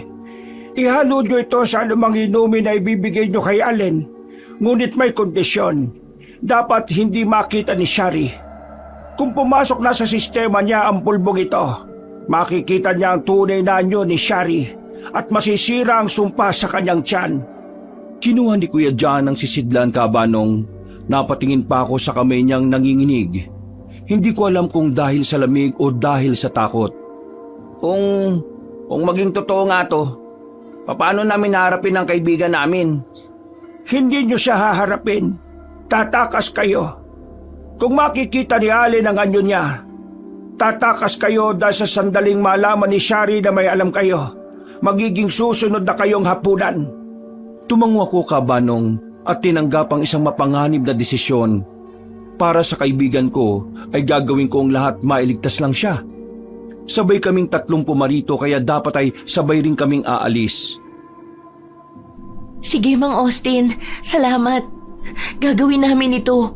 Huwag kayo mag-alala. Papatnubayan kayo ng aking mahika. Susunod ako sa inyo para iligtas kayo. Basta mga bata, pagpapanggapang mabisang gawin nyo para hindi kayo mahalatang alam na ninyo. Napatango kami Kabanong at umalis na. Habang naglalakad kami, nag-iisip kami ng masasayang bagay ni Kuya John para mapawi ang aming takot at pangamba. Mabilis kami na naglakad Kabanong. Si Kuya John ay may hawak na maliit na sisidlan. Ang aming mga mata ay nagbabantay sa paligid. Ngunit ang aming mga puso ay puno ng takot matapos malaman ang katotohanan tungkol kay Shari. Ang lamig ng hangin, Ellie. Hindi lang sa hamog. Parang inihila ang init ng katawan natin. Huminto ako bahagya at sinubukang patatagin ang aking boses. Hindi tayo pwedeng bumigay sa takot, Kuya Jan. Yun ang gusto ng mga yun. Kailangan natin maging malinaw ang isip natin para makagawa ng plano. Plano? Ang plano ko ngayon tumakbo pa Maynila at maging movie star. Wala akong alam sa pangontrang aswang Kailangan ko ng distraction. Kung distraction ang gusto mo, may ibibigay ako. Kasi kung meron mang kabaliwan na makakapawi sa takot ngayon, yun ay ang pag-amin ko. Anong pag-amin? Hindi mo naman siguro sasabihin na nagka-crush ka kay Allen, no? Kasi mag-aaway talaga tayo. Ha? Bakit naman tayo mag-aaway? Umamin ka. Bakla ka ba, Kuya Jan? Crush mo si Allen? Baliw. Hindi ganun ang point ko. Basta. Bakit? Crush mo ba si Allen? Hindi. Ikaw. Natahimik si Kuya Jan Cabanong. Napakurap siya habang tinititigan ako. Parang naistatwa siya sa narinig. Nung 17 pa lang ako, Kuya Jan. Crush na kita. At alam ni Allen yun. Bigla siyang tumawa ng malakas Cabanong, ngunit agad siyang napahawak sa bibig para hindi marinig. Ala, seryoso? 17? Ellie, magkaedad lang kami ng kuya mo Syempre, young heart pa ako nun, no? Kailan yun? I mean, kailan mo unang na-feel? Nung palagi akong nasa inyo? Hindi. Pista yun Seryoso ba talaga? 17? Ano yun? Nung pista ng 1995? Yung nakasuot ako ng color blocking na damit na parang si Michael Jordan? Oo. Yung parati kang sumasayaw sa gitna ng plaza kahit hindi pop ang tugtog. Ang daldal mo. Akala ko ang gwapo mo dahil ikaw lang ang walang kibo sa grupo. Pero nalaman ko, ikaw pala ang pinakamatindi magbiro. Tinapik niya ang dibdib niya Cabanong na parang nasaktan pero natutuwa. Ako naman napapailing. Grabe ka. Wala akong kibo. Pero teka, bakit mo ako nagustuhan? Palagi kitang kinakantsawan dahil sa pagiging boyish mo Kasi, ang totoo mo, Kuya Jan, ay mabait. Sa kabila ng mga kalokohan mo, ikaw ang unang lumalapit kapag may malungkot. Kaya nung 17 ako, inisip ko, sana may mag-asikaso sa akin na kasinggaan ang buhay ni Kuya Jan. Kaya lang, hindi ako umamin dahil natatakot akong baka maging awkward at masira kayo ni Kuya at di mo na ako pansinin kasi nga bata pa ako noon. Mukhang effective naman Cabanong ang pag-amin ko nang wala sa oras. Huminga ng malalim si Kuya John. Nawala na ang takot sa kanyang muka. Pinalitan ito ng pagkamangha. Walang niya ka, Ellie. Alam mo ba kung gaano karaming panaginip ang nasayang dahil hindi mo sinabi yan? Sana pala, ako na lang ang kasama mo sa dibo mo. Kaya nga ngayon ako umamin, Kuya Jan. Kasi sa gitna ng lahat ng takot, kailangan nating tandaan na may mas matinding kabaliwan pa tayo sa buhay na worth ipaglaban. Kung mamamatay tayo ngayon, at least, aaminin ko, ikaw ang crush ko nung 17 ako. Napangiti si Kuya John Cabanong at tinawakan ng aking kamay na may kasamang paghagod sa aking mga palad. Naramdaman ko naman na parang may kuryenteng dumaloy sa aking katawan. O sige, sa ngayon, mas natatakot ako na nagkakrush sa akin si Miss Seryosong Boyis kaysa sa isang aswang. Pero alam mo, Ellie, sa pag-amin mo, nabawasan ng takot ko. Parang nabuhay ulit ako. Binitiwan ni Kuya John ang kamay ko at tumarap sa akin ng may determinasyon. Tama, kailangan nating iligtas si Allen. At pagkatapos nun, Ellie, siguro pwede tayong mag-date kahit matanda na ako. Kaya mong harapin si Kuya Emil? Ang tanong, kaya mo pa rin ba akong mahalin kahit matanda na ako? 28 ka pa lang. Bata pa yun. Pagbalik natin sa Maynila, liligawan ka agad kita. Pagbabayaran mo yung nasayang kong mga panaginip, panaginip ko na mahali ka ng mga labi mo. Napangiti lang ako, Cabanong. Masaya akong malaman na ang taong gusto ko ay gusto rin pala ako. Magkahawak kaming naglakad pabalik na parabang wala ng bukas. Panay ang tawanan namin nang makita namin ng papalapit na si Allen at Shari. Ayan na sila.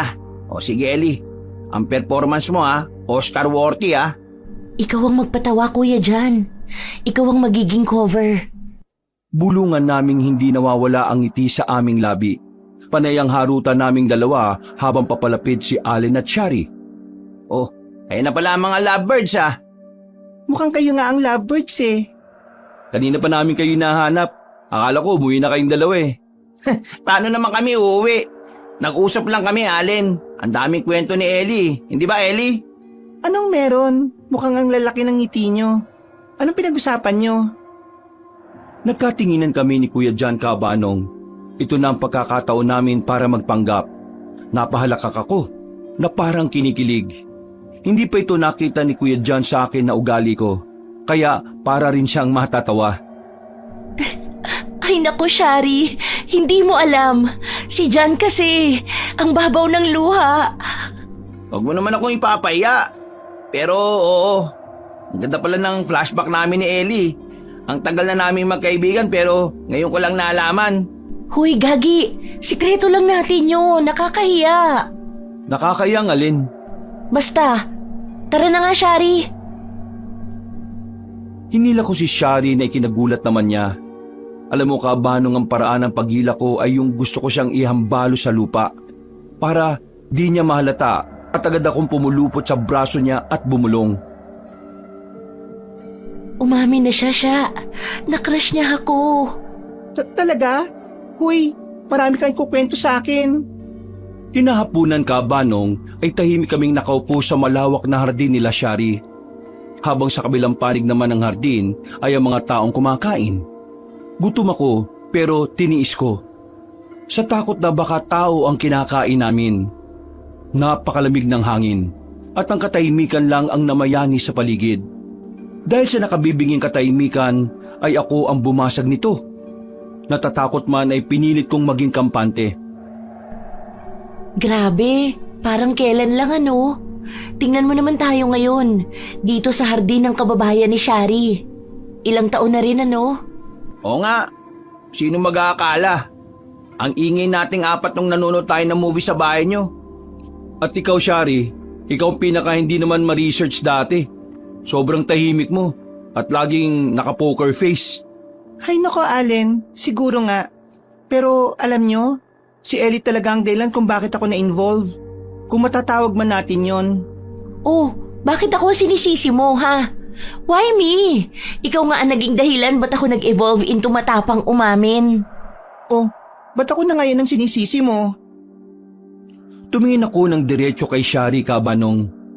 Mga tingin na punong-puno ng pagmamahal at katapatan. Parang napapitlag pa siya sa paraan ng pagkakatitig ko sa kanya. Hindi pagsisisi yun, Shari. Baliktanaw lang. Naalala ko, first day mo sa work, parehas tayong baguhan. Nakaupo ako nun sa dulo ng kantin, nag-iisa. Ikaw rin nag-iisa. Nagkakapaan tayo kung sino ang mauunang kakausap. Pero ikaw ang unang lumapit sa akin eh. Akala ko nga kakanta ka nun sa tinis ng boses mo. Sabi mo pa nga sa akin, "Hi, may nakupo ba rito? Pwede ba ako makiupo?" Yun ang sabi mo. Simple lang, pero yun ang simula ng lahat. Hindi mo ko inayaang mag-isa. Sa sobrang daldal mo, napilitan ako magsalita. Hoy, nakakahiya! Ang ganda ng love story niyong dalawa. Hindi na iba yung kwento ng friendship niyo sa kwento ng magjowa. Ano ka ba dyan? Best friends kami. Nagpatuloy ako sa pagkwento Cabanong na hindi inaalis ang tingin kay Shari. Pero totoo yun, naging komportable ako sa'yo agad-agad. Parang may click. Pero huwag mo kakalimutan Ellie ako talagang best friend mo. Pero masaya na rin ako na ipinakilala mo sa akin si Shari. Kahit ayaw mo sa kanya noon. Masyado kasing tahimik eh. Maliban sa'yo, Allen, na guy best friend ko, si Shari naman ang girl best friend ko. Dahil si Shari ang may alam ng lahat. Walang sikreto sa kanya na hindi ko sasabihin. Kahit anong issue, kahit anong problema, si Shari ang pinakaunang tao na tinatakbuhan ko. Kasi alam ko na kahit anong mangyari, mananatiling buo at matibay ang tiwala ko sa kanya. Ellie, Totoo yon, Shari. Ang laki-laki ng tiwala ko sa'yo. Para ka na ring kapatid. Walang hindi kayang gawin, walang hindi kayang itago, walang hindi kayang ayusin. Salamat sa araw na yon sa Manila, sa dulo ng kantin natin sa work. Salamat at hinayaan mo kung lapitan ka. Cheers sa friendship! Cheers! at salamat din sa inyo. Sa Manila, Sardine, at sa lahat ng taon na darating pa. Nagtawanan kami kabanong at nagyakapan. Pinaramdam ko kay Shari na totoo ang aking pagmamahal bilang kaibigan sa pagbabalak niyang gawang kami ng masama.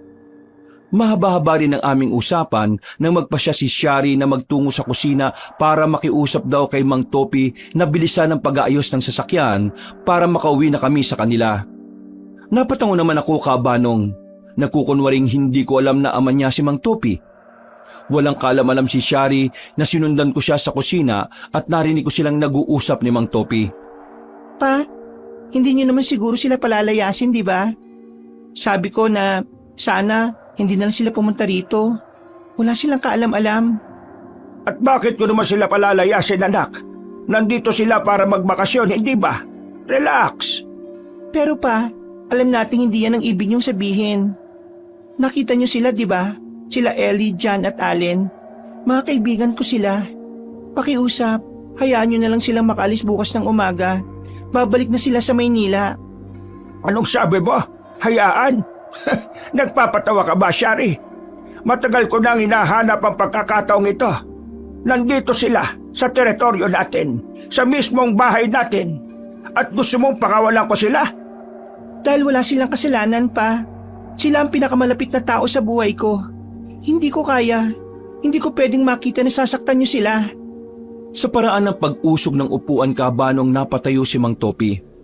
Sinabayan pa nito ng paggampas sa lamesa na muntikan ko ng ikinagulat. Huwag mo akong pinagagalitan, Shari.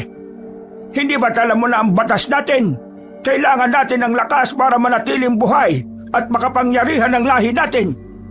At anong mas magandang handa kesa sa mga alagad ng Maynila na ikaw mismong nagdala sa ating pugad? Ganyan na ba talaga, pa? Wala na ba kayong ibang alam kundi ang batas na yan? Pwede naman tayong mamuhay ng tahimik, ah. Ang tahimik na buhay ay para sa mga mahihina. Hindi tayo mahihina. Ako ang pinuno at ang desisyon ko ay hindi magbabago. Mananatili sila rito. At huwag na huwag mong susubukan na tulungan silang tumakas. Dahil kung gagawin mo yon, hindi lang sila ang makakalaban ko. Pati ikaw, anak. Makakalaban ka. Naintindihan mo ba? Opo, pa. Mabuti kung ganon. Ngayon, ituloy mo ang pagpapanggap na di tayo makakilala. At huwag na huwag kang magpapakita ng kahit anong senyales ng pagdududa sa harap ng mga kaibigan mo. Maging mabuting mapagpanggap ka. Agad akong umalis nang maramdaman kong palabas na si Mang Topi at dali-dali akong lumabas at lumapit sa dalawa kong kaibigan. Pagbalik ko, nagtataka ako kung bakit parang nananamlay si Allen. Napainom na pala siya ni Kuya Jan nung pangontra. Kinagabihan ay hindi ako makatulog. Mamayang hating gabi na sasapit ang tunay na pista. Wala si Shari sa tabi ko at may narinig akong parang mga nagsasayawan at nagluluto base rin sa ingay ng kawali. Dahan-dahan akong tumayo at sumilip sa bintana. Nagulat ako kabanong nang makita ang malaking kawali na kasya ang isang buong baka. Napapitlag pa ako nang may marinig akong tumawag sa pangalan ko sa may pinto. Boses ni Allen. Kaya dali-dali akong lumapit para buksan. Bumungad sa akin ang mga nag-aalala nilang muka. Bilisan mo, aalis tayo. Mga aswang ang tao dito. Bilisan nyo, mag-aating tabi na oh. Paano mo nalaman? Saka mo na itanong yan. Tara na. Dali-dali kaming dumaan sa likod ng bahay kung saan nakatapat sa timog. Makikita ang madilim na kagubatan. Habang tumatakas kami, ay nakita namin si Shari na nakatayo sa may pinto. Shari? Sumunod kayo sa akin, dali. Nagkatinginan pa kaming tatlo sa sumunod kay Shari. Hindi ko alam kung ano yung pinasukan namin ngunit ayon kay Shari ay lagusan ito papunta sa gubat. Binaybay namin ang amoy karning lagusan, Kabanong. Napakabaho talaga na parang hahalukayin ng sikmura mo. Kung natitiis namin, si Allen hindi. Nagsuka siya ng nagsuka na lumika ng ingay sa lagusan. Agad namang siyang nilingon ni Shari. Allen, tiisin mo. Huwag kang gagawa ng ingay. Sapagkat ang ingay ay parang kampana kay Papa. Dalian natin para makalabas na tayo dito. Tinalunton namin, Kabanong, ang mabahong lagusan na yon. Nang marating namin ang dulo ay dahan-dahang binuksan ni Shari ang takip ng lagusan. Sinuri kung may mga aswang sa paligid. Nang masigurong walang kahit na anong senyales na may aswang sa paligid, ay dali-dali siyang umakyat. Nang makakyat na kami, ay marahan niyang isanara ang pinto ng lagusan at pinaupo kami. Bakit mo kami tinutulungan? Bilis na, umalis na kayo. Wala na akong masyadong oras para protektahan kayo. Shari, sigurado ka ba rito? Ang iyong ama. Shari. Huwag mo nang alalahanin yan. Alam kong mali ang ginagawa niya. Hindi ko kayang panoorin na saktan niya ang mga inosenteng tao. Lalo na kayo mga kaibigan ko. Nang marinig ko ang sinabi mo, Ellie, napagtanto kong mali ako. Salamat, Shari. Pero paano tayo makakalabas? Sige na, umalis na kayo. Bago pa tayo mahuli ni Papa, ituturo ko sa inyo ang daan palabas. Kabanong, lakad at takbo ang ginawa namin. May madadapa, gugulong at masusugatan dahil sa sobrang sukal ng daan. Halos sumuyuko na kami. Isang ilog ang aming nakita. Payapa ang agos nito. Kailangan niyo makatawid dyan, Allen. John, alalayan niyo si Ellie. Dalian niyo. Lumusong kami sa hanggang dibdib na tubig ng ilog at halos mapasigaw ako dahil sa lamig ng tubig.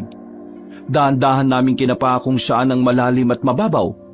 At sa awa ng Diyos ay narating namin ang pampang.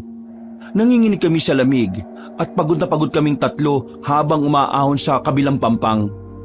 Paglingon ko kay Shari na nasa kabilang pampang, hindi siya sumama sa pagtawid. Akto na siyang tatakbo, Kabanong, nang tawagin ko siya. Shari, hintay! Sumama ka na sa amin!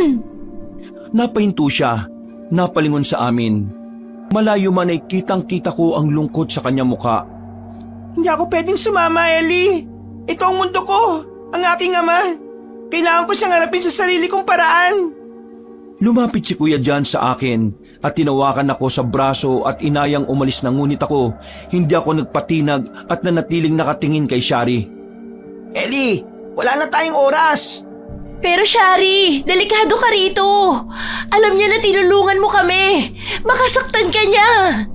Ang pagtulong ko sa inyo ay ang pagkakamali ko noon. Nung una, pinaliwalaan ko si ama na masama kayo. Kayo mga taga-syudad. Ngunit nang marinig ko ang mga sinabi mo, Ellie, napagtanto kong hindi lahat ng tao masama. Muntik na kayong mapahamak. Patawarin niyo ako. Lalong-lalo na ikaw, Allen. Si Allen, na naunawaan ang bigat ng desisyon ni Shari, ay tumango ng dahan-dahan. Ngunit ako, Kabanong, parang ang bigat ng loob ko na tanggapin yon. Marami kaming pinagsamahan at magagandang ala-ala sa Maynila. Pinapatawad ka namin, Shari. Salamat sa pagligtas mo sa amin.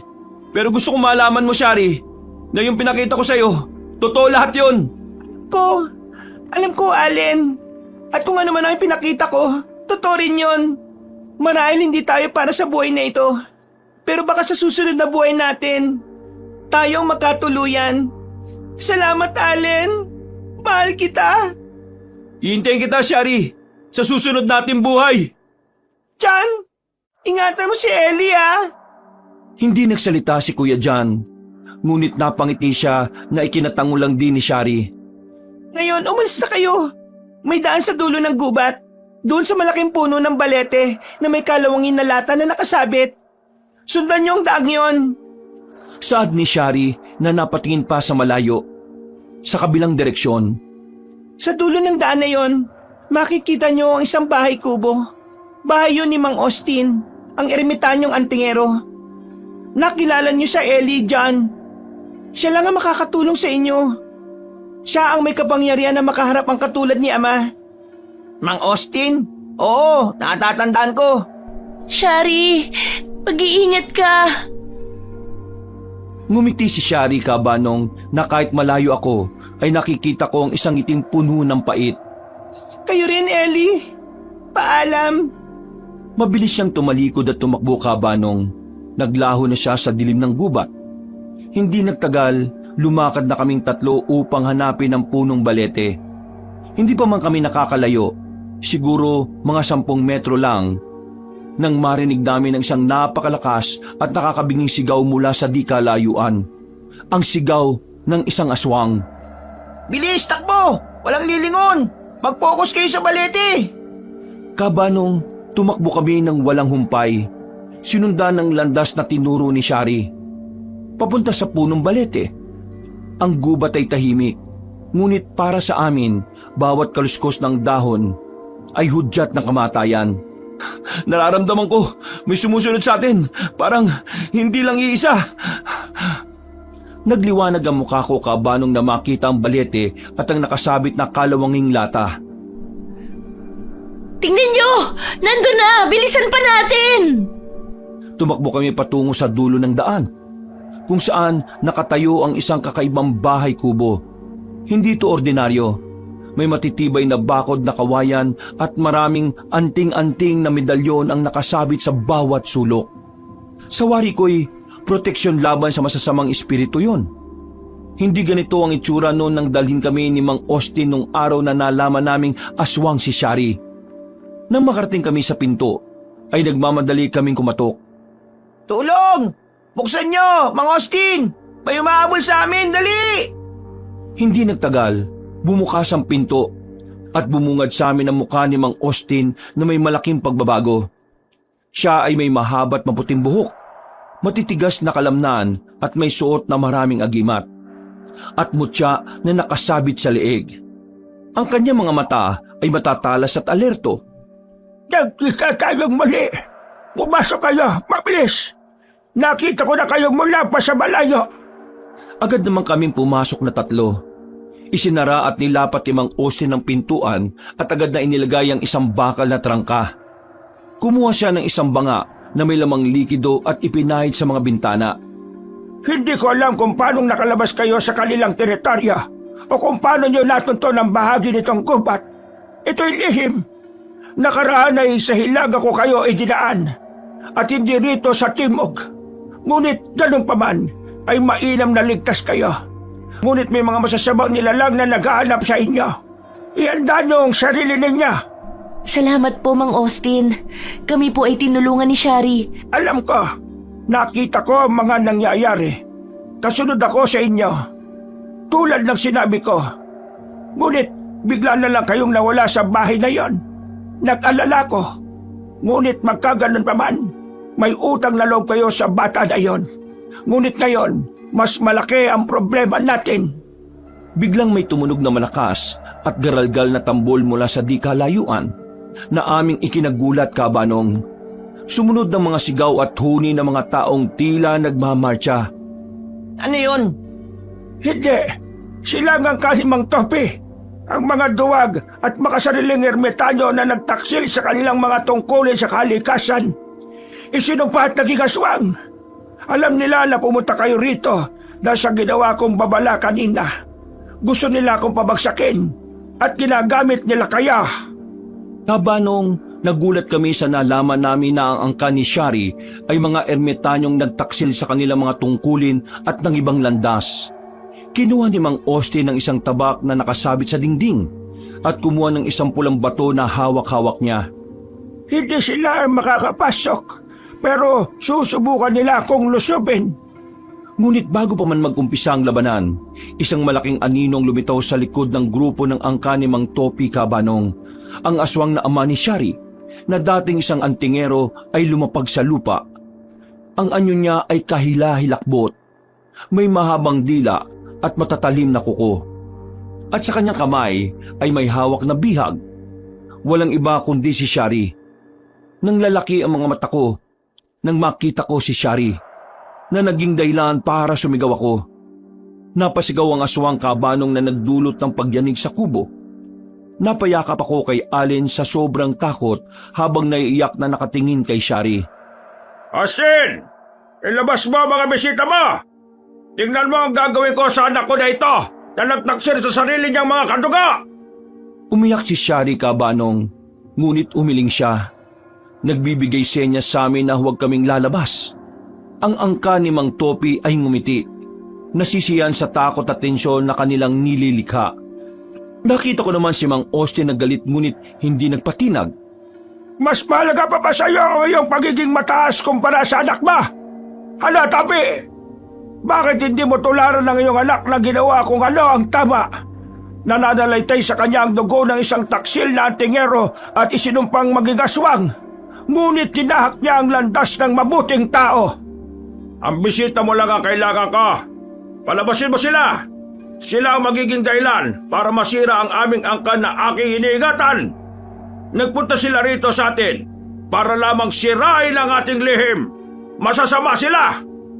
Ang totoo niya naman, tayo ang masasama. Tayo ang halimaw. Makasalanan sa mata ng tao, kalikasan at ng Diyos. Tayo ang masama. Ama, mabuti pa ang mga taong yan. Pinaramdam nila sa akin na hindi ako iba sa kanila. Na hindi ako halimaw. Manahimik ka, Taksil! Itinapon ni Mang Topi si Shari at tumama siya sa puno ng balete. Napasigaw kami at aktong lalabas nang sumigaw si Shari. Huwag kayong lalabas. Huwag niyong sayangin ang aking sakripisyo at pagtataksil sa aking ama. Magawa ko lang ang tama. Kaya dyan lang kayo. Sa sinabi niya kabanong ay naiyak na lamang ako at napayakap kay Allen na umiiyak rin. Nasa ganun kaming tagpo nang sabihin ni Mang Austin na manatili kami sa loob at haharapin niya ang mga aswang. Ligtas kami sa loob dahil nababalutan ng mahika ang kanyang kubo. Lumabas si Mang Austin at hinarap si Mang Topi. Tangan ni Mang Austin ang kanyang tabak habang nakatingin sa labas, kung nasaan ang angka ni Mang Topi. Ako naman, nakatingin sa nakaupo ng si Shari na may puno ng balete at nag-aalala ako sa kalagayan niya at gusto ko siyang tulungan kabanong. Kailangan nating iligtas si Shari. Hinarang ni Mang Austin ang kanyang tabak. Wag! Hindi mo makakaya kapangyarihan ng kanyang ama. Kung lalabas kayo, wala lang pag-asa. Eli, wag na matigas ang ulo mo. Narinig mo naman ang sinabi ni Shari. Tama si Jan. Masasayang lang ang ginawa ni Shari. Pahalagan mo naman yun. Nauunawaan ko nararamdaman mo.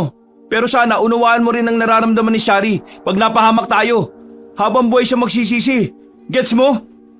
Napatango ako kabanong at nagdesisyong manalangin. Itinas ko ang gabing yon sa Panginoon na sana'y gabayan niya kami at iligtas. Alam ko na di siya natutulog at alam ko na nakikita niya ang aming pigati. Lord, alam ko na hindi kami perpektong kabataan. Marami po kaming pagkakamali. Pero Ama, iligtas mo po kami. Amen. Isang matandang lalaki mula sa angka ni Mang Topi ang humakbang pasulong. Siya ay may suot na itim na bandana at maraming tato ng orasyon sa braso. At siya'y nagwika kabanong ng isang salita kay Mang Austin. Aniya, kung aking matatandaan, ay Austin, ang dating alagad ni Mang Topi. Akala mo ba'y mapoprotektahan mo ang mga kalaban ng mga nilalang na sumusuporta sa atin? Yan ba ang sukli mo sa agimat na ibinigay sa iyo ng aming angkan? Nagkatinginan kami kabanong at wala kaming maintindihan sa nangyayari. Nakita kong napakanot ng noo si Mang Austin. Lumabas siya sa kubo. Iniwan niya kaming tatlo sa loob na nagnginginig. Hindi namin alam kung dahil ba sa lamig o takot. Ako si Austin, ang tagapagbantay na kalikasan. Hindi ako naging alagad ni Topi, kundi siya ang aking kapatid na nagtaksil sa ating sumpang tungkulin. Mas lalong nalaki ang aming mga mata kabanong sa nalaman na katotohanan maging si Shari. Kaya pala may pagkakahawig silang dalawa. Itinatwa ko ang inyong angkan dahil nakikipagsabwatan kayo sa kasamaan. Ang agimat ko ay hindi ko utang na loob, kundi mana ko sa mga ninulong nilisan ninyo. Walang silbi ang usapan, Austin. Ibigay mo ang mga kabataan at baka mabuhay ka pa. Kung hindi, Mamamatay kayo at ang taksil na anak ko! Nang akmang susugod na ang angka ni Mang Topi Kabanong, bigla kaming may narinig na tambuli mula sa kabilang bahagi ng gubat. Sumunod ng mga huni ng kwago at ang mga orasyon na binibigkas ng sabay-sabay. Tila sumasabay sa hangin. Huli na kayo! Hindi ako nag-iisa! Muli sa kadiliman, lumabas ang isa pang grupo ng mga matatanda at lalaki.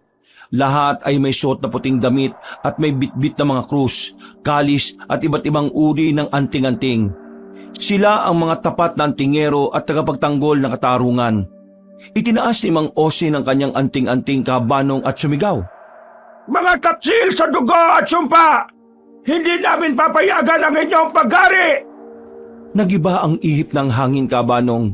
Napuno ng tensyon at galit ang paligid. Sa mga oras na yon, para kaming nanood ng laban ng mga anghel at demonyo. Nang makita ng aswang na dumating ang tulong, nagalit ito at nagbago ng anyo.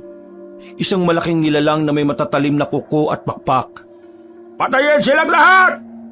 Tumalon na tinarap ni Mang Austin ang aswang na si Mang Topi Kabanong, gamit ang kanyang tabak na pinahira ng lana at orasyon. Ang magkapatid ay nagpalitan ng suntok at sangga. Ang mga bagong dating na antingero ay nagbigkas ng mga orasyon. Nagtatapon ng asin at banga na may lamang bula sa angkan ni Mang Topi. Ang ibang miyembro ng angkan ni Mang Topi ay naglabas din ng sarili nilang agimat at anting-anting para lumaban. Ang aswang ay lumipad at umatake. Pilit ang nilalabanan ng mga antingerong nakaputi. Sa gitna ng labanan, si Shari ay sinubukang tumakas mula sa mga nagbabantay na miyembro ng angkan ni Mang Topi.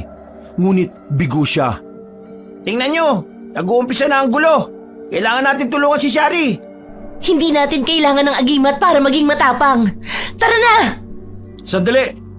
Ngunit nangako tayo kay Shari, hindi ba? You love Sherry, right? Oo! Pues, gamitin mo yung sandata para makuha siya. If you love her, fight for her. Even if the whole world is against you. Tama ka! Tara! Kinuha namin, Kabanong, ang mga sulo na nakita namin sa loob ng kubo at nagmamadaling lumabas. Handang makipagsapalaran sa digmaan ng mga aswang at antingero. Ginawa namin ito para kay Shari, para sa aming pagkakaibigan. Yun naman ang mahalaga, Kabanong, ang magsisi, humingi ng tawad at magpatawad, at magbigay ng chance sa mga taong gustong magbago at ayusin ang buhay nila. Habang nagbabanggaan ang kapangyarihan ng mga antingero at ang kasamaan ng angka ni Mang Topi sa paligid, kaming tatlo naman ay lumabas sa kubo. Hawak ang mga sulo at nagsisilbing aming tanging liwanag at sandata. Nakita namin si Shari na gumagapang. Sinusubukang makawala mula sa maigpit na pagkakatali at sinisikap na makalayo sa naglalaban ng angka ni Mang Topi at ng mga antingero. Shari, nandito kami! Nang marinig ni Shari ang tinig ko, ay hindi agad siya lumingon. Nagbigay ito sa kanya ng panandiliang pag-asa. Tumakbo kami papalapit sa kanya. Hayaan mo kaming putulin ang tali mo. Dahil sa ingay at gulo, ay hindi na kami napansin ng mga aswang. Agad na kinalagan ni Kuya John si Shari. Salamat. Sobrang higpit ng tali ng tatay ko. Ba't kayo lumabas? Mapanganib para sa inyo. Kaibigan ka namin. Sabay-sabay tayong lalabas sa lugar na ito ng buhay. Mamaya na tayo magkumustahan. Kailangan natin makabalik sa kubo. Doon tayo mas ligtas. Ngunit bago pa kami makaalis, napansin ng isang miyembro ng angka ni Mang Topi ang aming paggalaw. At sumigaw na naroon ng mga bihag at kami ay hulihin. Matapos sisigaw ng miyembro ng angka ni Mang Topi ang aming kinaroroonan, 3 miyembro ng aswang ang patungo sa amin. Natakot ako ng sobra dahil alam kong wala kaming laban sa kanila. Nagulat pa ako nang biglang humarang si Kuya John. Tablan man lang sana kayo ng apoy! Ngunit bago pa man makasugod ang mga kalaban ay biglang may liwanag na lumabas kay Shari. Mabilis na tumayo si Shari at matapang na hinarap ang aswang. Wag! Ako ang bahala! Niyakap ni Shari ang kanyang sarili at biglang kumislap ang isang maliit na kwintas na tila mutya sa kanyang leeg. Isang agimat na ibinigay noon ni Mang Austin bilang proteksyon sa kanya laban sa mga gawaing masama ng kanyang ama. Nagbigkas siya ng isang salita na hindi maintindihan. Ito'y bahagi ng orasyon. Salita na di namin maunawaan, ngunit ayon kay Shari na ang kahulugan noon ay lumayo ka. Ang mga aswang na angkan ni Mang Topi na angkan niya ay natigilan. Ang liwanag mula sa agimat ni Shari ay parang apoy na sumusunog sa kanila. Sumigaw ang mga aswang at nagwika na walang umanong bisa ang kanilang kapangyarihan sa agimat. Saglit pa nahinto ang laban at sumabog ang mga aswang na lumapit sa amin. Ginamit na namin ang pagkakataon na makapasok sa kubo at sa awa ng Diyos Ama, ligtas kami. Mabilis naming ipinasok si Shari papasok sa kubo. Pagkapasok namin ay muling isinara at tinrangkahan ni Kuya John ang pintuan. Ngayon, ligtas na kami sa loob ng proteksyon ng mga anting-anting at orasyon ni Mang Austin. Napangiti ako at maigpit na niyakap si Shari. Salamat sa inyo. Nag-alala ako sa iyo. Masaya ako't ligtas ka. Wala nang sinayang na oras si Allen. Niyakap niya si Shari ng maigpit at ginuwara ng isang masuyong halik sa labi. Habang kami ay nasa likod, sa likod ng pintong ligtas, nakita namin sa mga siwang ang pagtatapos ng labanan sa labas. Nakita naming nagliliwanag ang tabak ni Mang Austin. Tapos na ang inyong kasamaan! Umalis na kayo sa lugar na ito! Agad na ipinalo ni Mang Austin ang kanyang tabak sa hangin na nagdulot ng talim. Nasugatan ng ama ni Shari na kanyang ikinabahala. Kahit masama ang ama niya ay makikita pa rin ang pag-ibig sa puso ni Shari. Nakasilip si Shari sa isa sa mga siwang ng bintana. Ang kanyang ama ay nakita niyang nakasandal sa isang puno.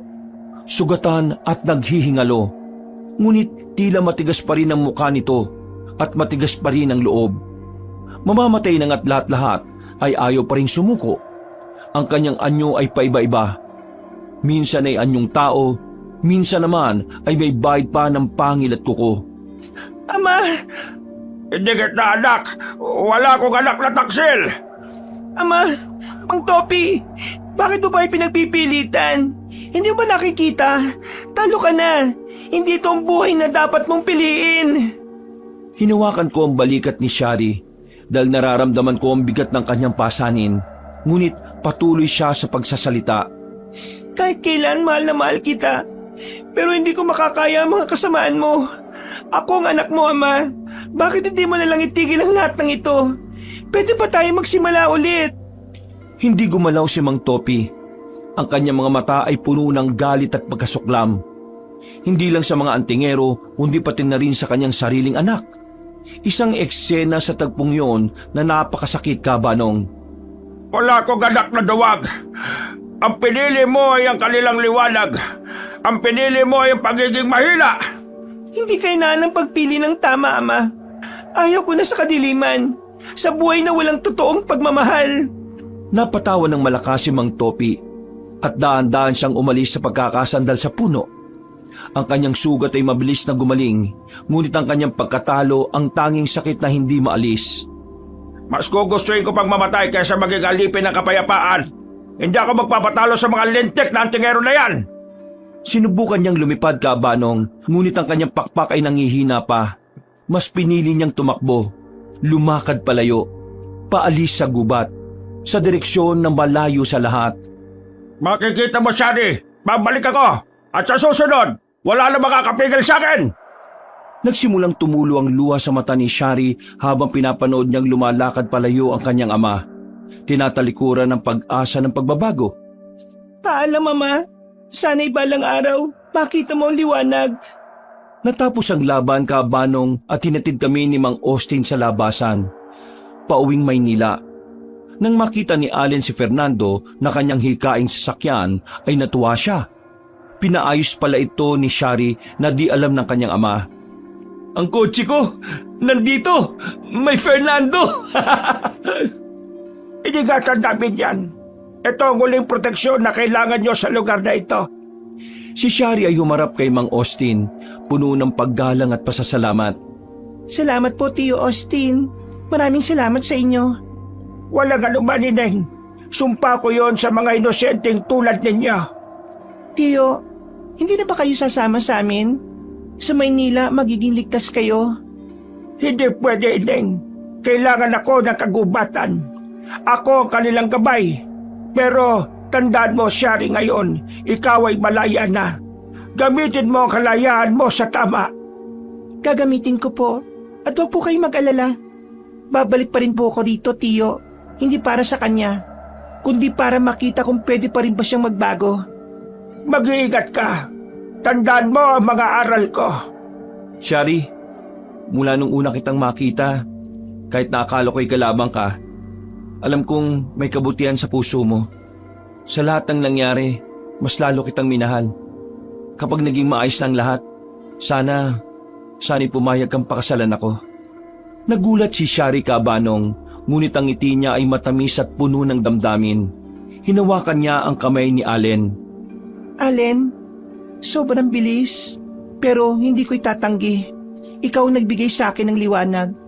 Tingnan natin kapag nakabalik na tayo sa Maynila. Aba, kayo talaga? Ellie, seryoso ako. Hindi ko nahayaang mawala pa ang pagkakataong ito. Sa lahat ng ginawa natin, sa lahat ng takutan at panganib, ikaw lang ang tanging naisip ko. Ang tapang mo, ang talino mo. Mahal kita, Ellie. Kuya Jan, ang lakas ng loob mo. Marami pa tayong pagdaraanan pero gusto ko ring malaman mo na simula pa lang, hindi lang ikaw ang nagmamahal. Mahal din kita. Mga kabangers, mga kayanggaw, yes, eto na naman po si Cabanong at muli, bago tayo magwakas, ako'y nagpapasalamat muna sa inyo sa inyong patuloy na pagsubaybay sa ating mga magagandang kwento. Pero kung medyo nabitin po kayo iniimbitahan ko kayo na bisitahin yung iba pa natin mga channel, ang Pamela Clamil. Magaganda rin po yung mga kwento doon. Nagnanarit po ako doon bilang si Lolo Pael at ako bilang Cabanong. So huwag niyo pong kalimutan mag-subscribe at pindutin ang notification bell para lagi po kayo nanonotify pag may mga bagong videos doon. Konti pa lang po ang mga subscribers doon. Kaya mag-comment kayo at mag-like para malaking tulong po ito sa ating mga channel. At syempre kung medyo nabitin pa rin kayo, dalawin niyo rin po yung bagong-bago nating channel, ang Cabanong version 2.0, kung saan may mga images na po na gumagalaw dito. At syempre may mga narration po at mga may music and effects na rin. Sana'y maging isa kayo sa mga unang 100,000 subscribers ng channel na ito. Kaya don't forget to subscribe at syempre mag-iwan na rin kayo ng comment at like. Hanggang sa susunod na mga kwento, wakas!